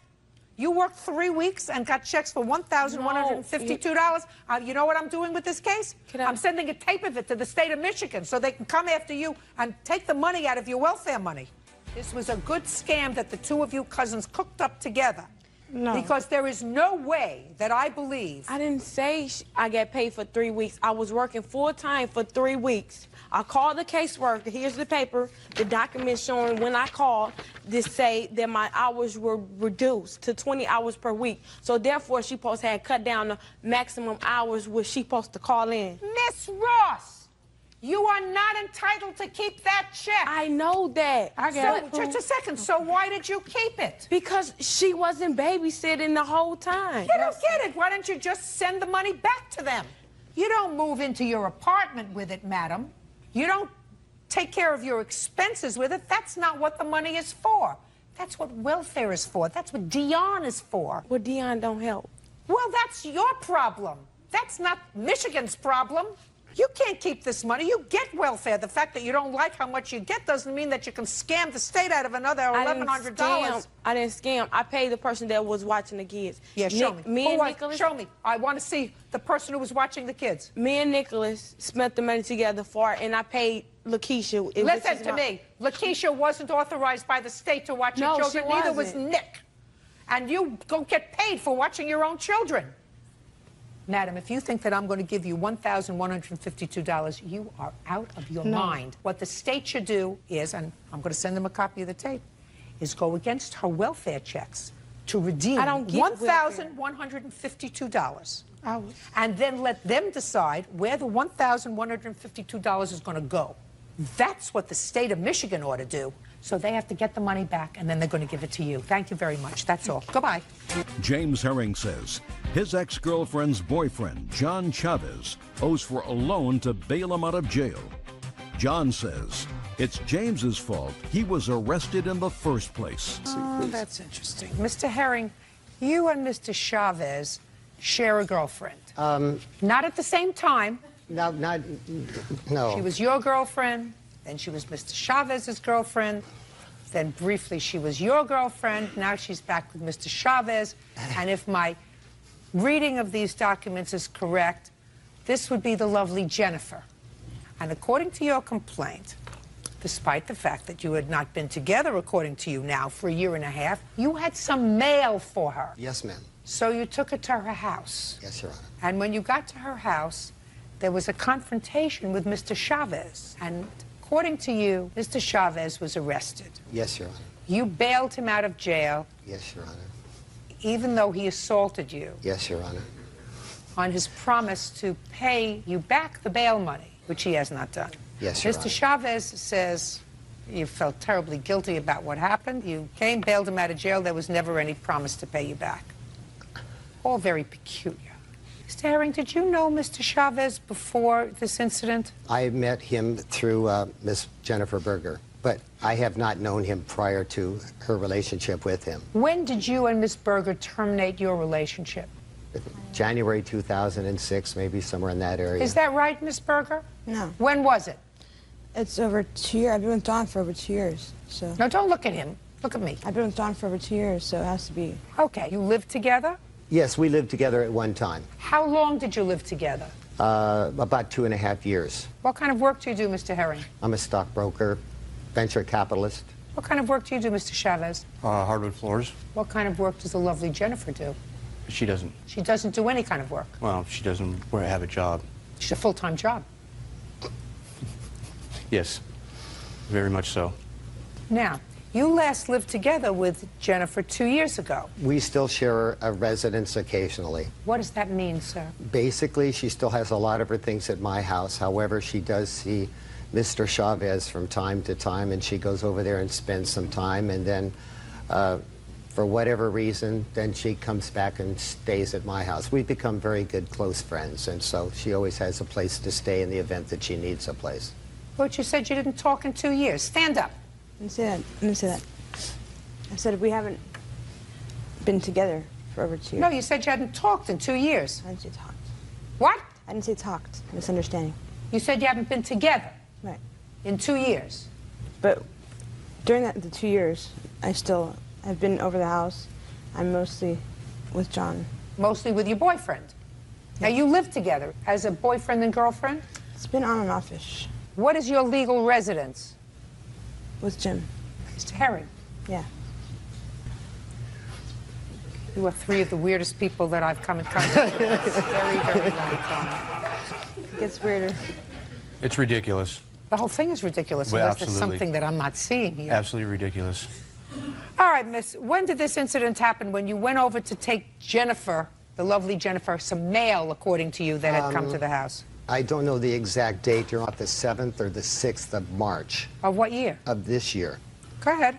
And then I bailed him out on the 10th of March. Oh, what happened when you went over there? Well, when I went over to give her her mail, I called her and let her know I was coming by. She had a driver's license, her registration to her car, etc. She'd been gone for about 4 or 5 days. So I went over and I knocked at his door, and she answered the door. She came out, and I gave her her mail. I said, I'm going to be leaving. I don't want any confrontations with Mr. Chavez. Why should you have any confrontation with him? Because I've had him in the past. Go ahead. And so I started to walk away, and she came out and talked with me for a minute, and then he came out and got right in my face and started to assault me. And at that time, I turned around and I told him that I was going to call the police. I went out to my car and I called 911.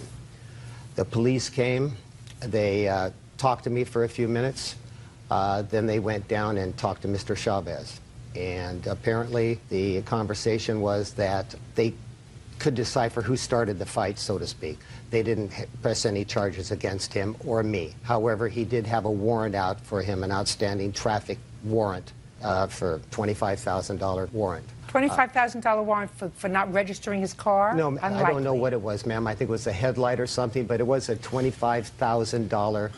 You must have really ticked off a judge, Mr. Chavez. So they arrested him. I'm speaking. Yes, so they arrested. I'm speaking. Yes, ma'am. Mr. Chavez, you must have really ticked off a judge to put $25,000 bail on you for a broken headlight. It was for no registration on the vehicle, driving without a driver's license in possession, and no proof of insurance. And when did you receive this violation? 2004. But I was working for a guy that owned a car lot, and I was driving one of his vehicles back to the lot and got pulled over. And from the understanding that his dealer plates were not currently... What do his dealer plates have to do with your not having a driver's license? Well, I just didn't have it in my possession.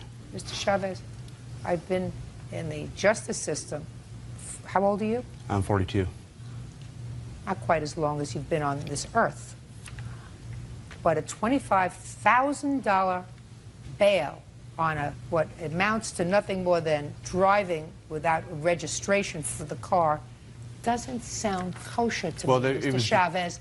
Do you understand what I mean? Oh, no, I understand what you're saying, but it was because of the dealer plates that were on the vehicle, and the dealer plates were supposedly not up to current registration. So... Yes. Oh. So they took him into custody. Yes, ma'am. And tell me how it came about that you went and bailed him out, Mr. Herring. I just, for whatever reason, decided to go down to the L.A. County Jail to talk to him. I wanted to find out why he had such animosity towards me. You mean you wanted to find out that question? I can tell you the answer to that question in a second. The lovely Jennifer.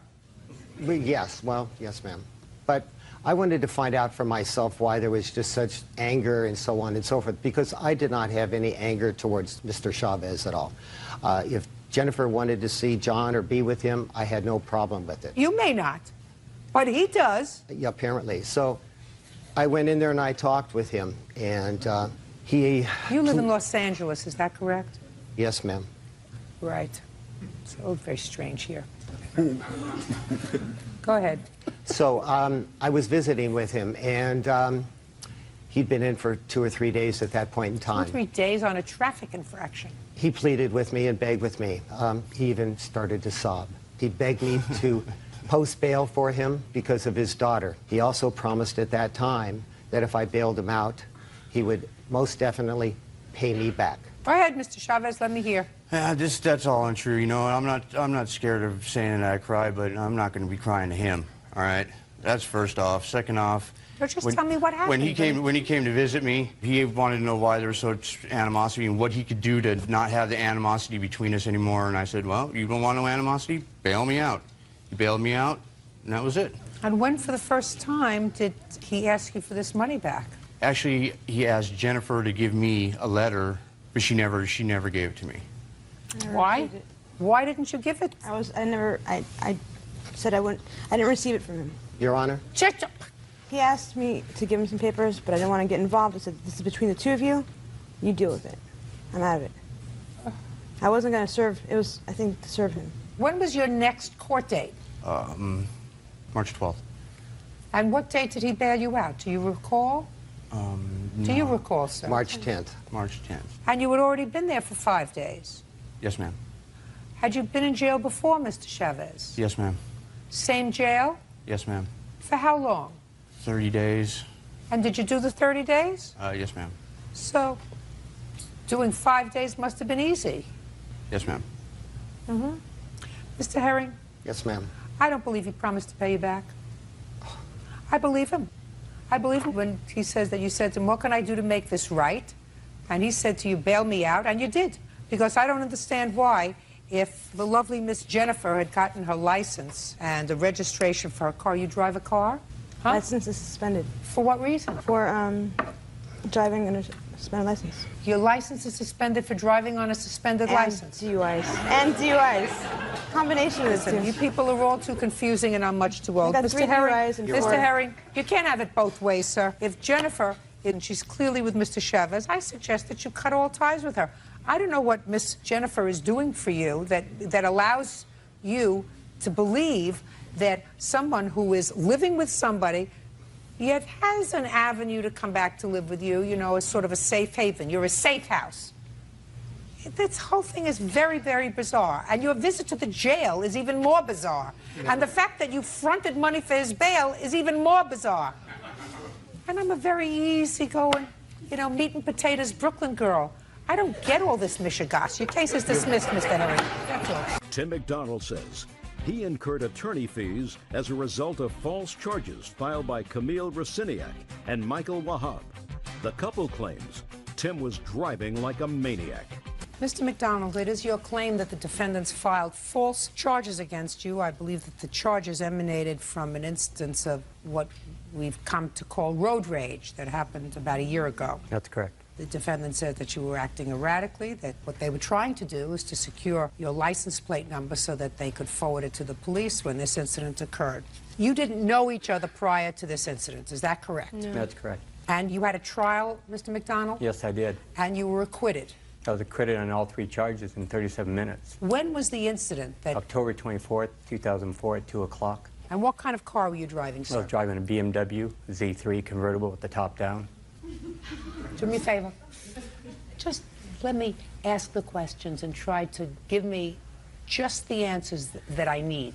Where were you going, Mr. McDonald? I had seen an open house sign on a street called Edwards, and I was following an open house sign into a track that I had never been in. Tell me what happened, Mr. McDonald. Well, as I was going through the track, I realized that there was a car in front of me. It was driving in an erratic fashion. What I mean by that, it would slow down to about 5 miles an hour, speed up 6. So listen to me. Don't interrupt him. You're going to have an opportunity to testify. Don't interrupt him. Sorry, ma'am. Go ahead. All of a sudden, I see her kind of go to the right. And I took that as her politely moving off to the right to let me go by. How many lanes of traffic were there? This street is a little unusual, and I have a picture over here that I took. If I may move over here to show you. Back here is where I'm seeing all the information going. I just want to know how large the street was, Mr. McDonald. So that's the street that it was on, so there can be a parked car on either side and 1 lane of traffic. Easily. 4 car lanes. Correct. Keep going.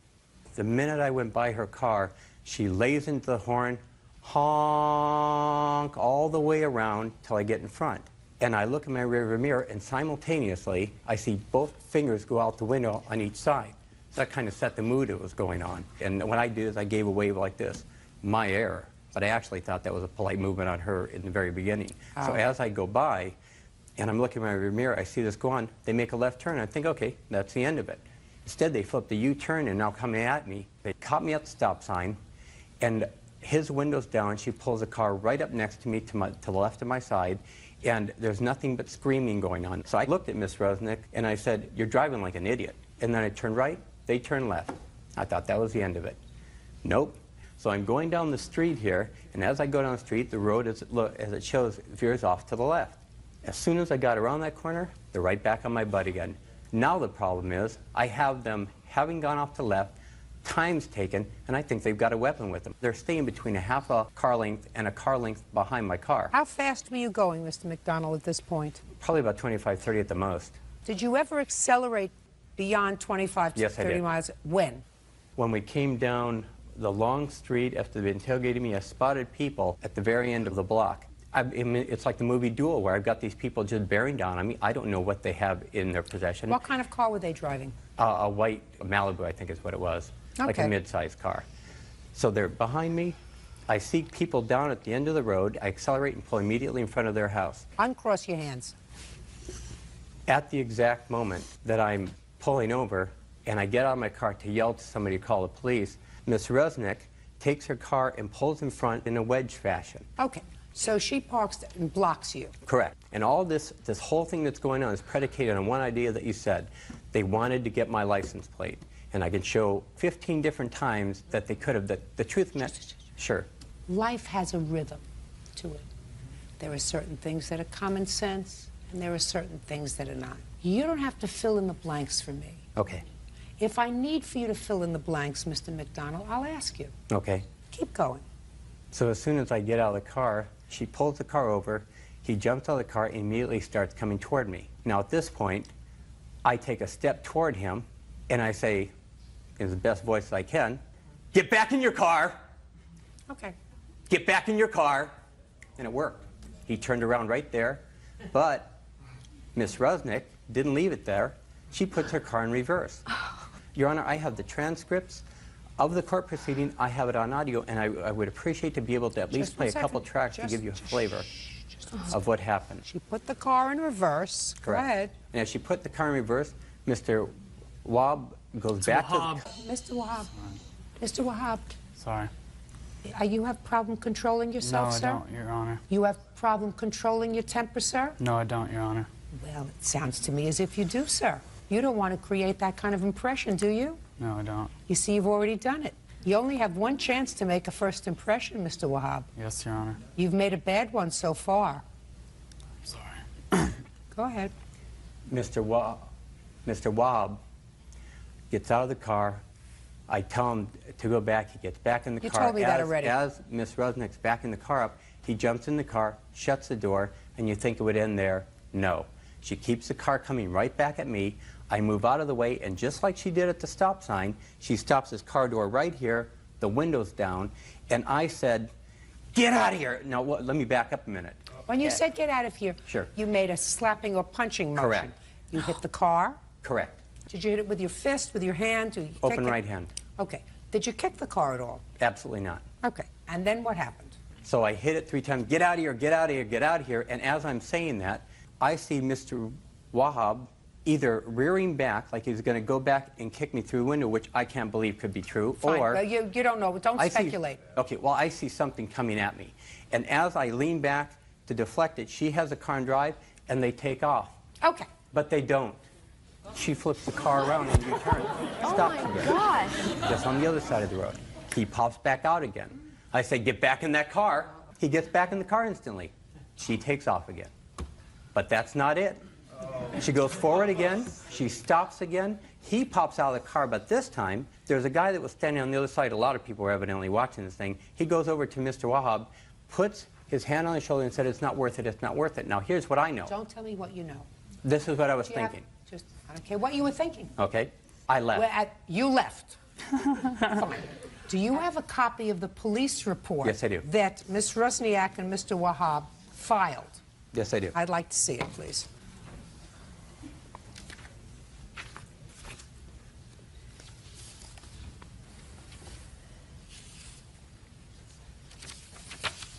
Now, you were subsequently arrested, is that correct? That's correct, Your Honor. What were you charged with, sir? I was charged with 242 battery of Mr. Wahab, disturbing the peace, challenging to fight against Mr. Wahab, and then vandalism, property, crime against Ms. Rusniak. Who's going to speak for you? Both of you to start? Go ahead. First, I would like to say that this man put my life in jeopardy. He really No, you did. put your life in jeopardy. You put your life in jeopardy. I'm going to tell you why you put your life in jeopardy. Because according to what I read in the police report, your statement, you felt as if this man was driving too fast in a residential street. So you decided to try to get his license plate. That's not all it was. That's the reason, because there had been no altercation up until that time. Actually, there was. Oh, you explain that to me. Well, as you see the street here, I live on not this street that's cut off, but the one in front of the Suburban right there. So? That's my street. I was turning left onto that street. So? He almost caused me to have an accident. He went around me on the left-hand side as I was making my He was left-hand driving, I said, he was driving erratically, and you said he put your life at risk. You put your life at risk. I admit, I should have never followed him, and I will never do it again. That's right. I learned my lesson on that That's one. right. But he did physically assault me, Listen to me and my boyfriend. Listen to me very carefully. You got hot, and you did a very dumb thing.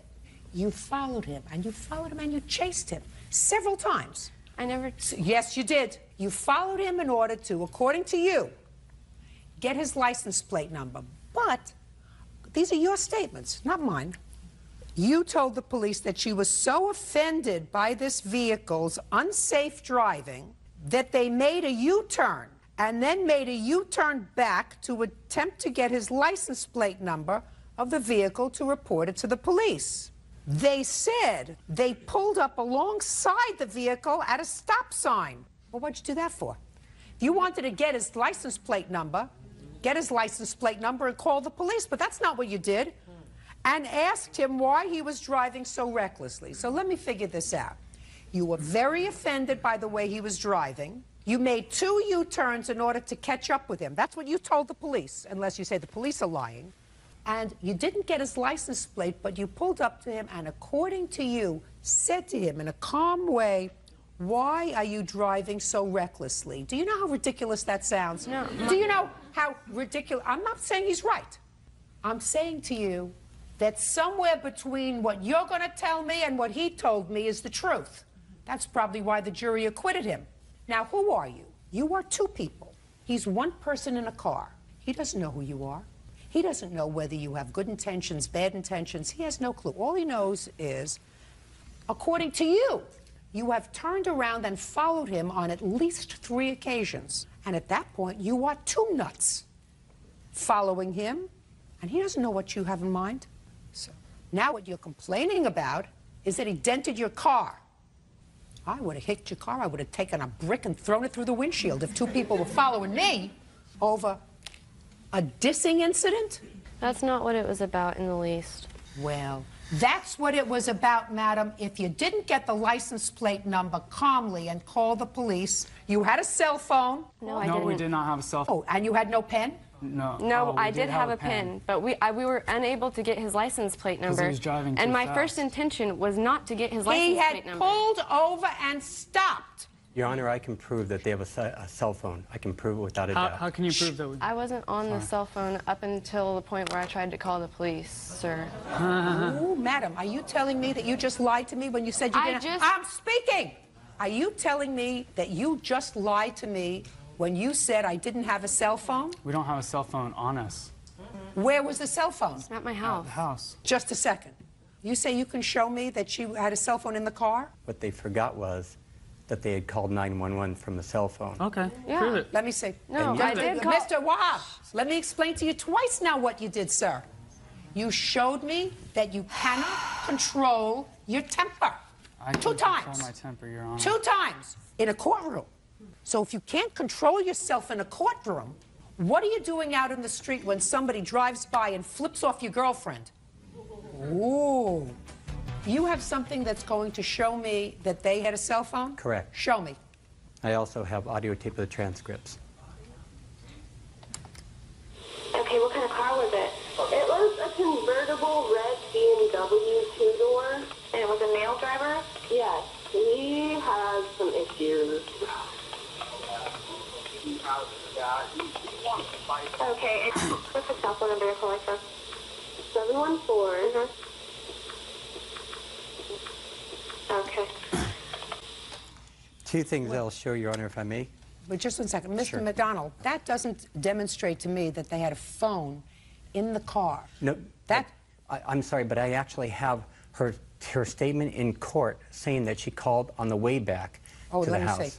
I'd like to see that. And I also have the certified copy of the transcripts complete. He said that we pulled over to a red curb on the street. There's no red curb on that street, Mr. though. Wahab, we're not talking about red curb, I'm sorry. sir. The first thing I don't even know why I'm here today. Just a second. Well, look at me, and I'm going to tell you. You're here today because he's suing you. Yeah, obviously. He's suing you, and one of the things that surprised me about Ms. Rusniak's call to the police is her statement to the police, which I believe said something, and I'm paraphrasing, the guy's got some serious issues. Well, I want to tell you something. If somebody had just assaulted my passenger, as you claim, I wouldn't have said this guy in a BMW had some serious issues. I would have said this guy driving erratically has just assaulted my passenger. He kicked and punched my car. Something is clearly wrong with him. Not in a almost lackadaisical way. I'm speaking. Almost, we can hear it again. Almost lackadaisical way. You're reporting that this guy's got some issues. The operator never let us finish our statement. Let me tell you something. I heard this very, very clearly. Nobody cut you off. No. Nobody cut you off. He didn't play the whole tape. You know when I said to you before, life has a rhythm, and if it doesn't make sense, it's not true. Somebody comes into my middle of the night, takes a knife and puts it to my throat, and assaults me. While they're leaving, they steal a teacup. When I call 911, I don't say somebody just came into my house and stole a teacup. I say someone came into my house, put a knife to my throat, and assaulted me. Do you understand what I'm saying to you? Yes, I heard him in the background. He was freaking out, and I was trying to be the calm one. I heard him in the background. All right, let me see where you say she had the cell phone in the car. Page 31, line 8 Okay. in the transcript. I have the excerpts, and then I have, and that's a certified transcript. Now, Mr. McDonald, you think I'm finished with you? I haven't started with you yet. Okay. Because I can tell what happened here.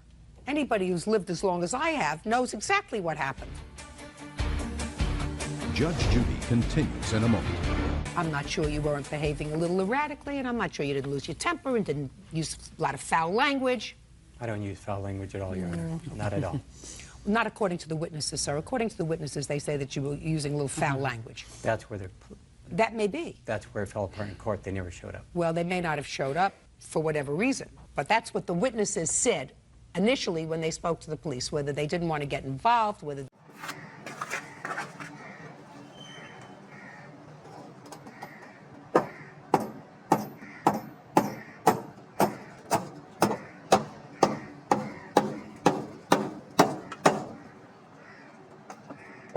तो यार जिस चीज का डर था वही हुआ, छाती लगी है इसकी उसकी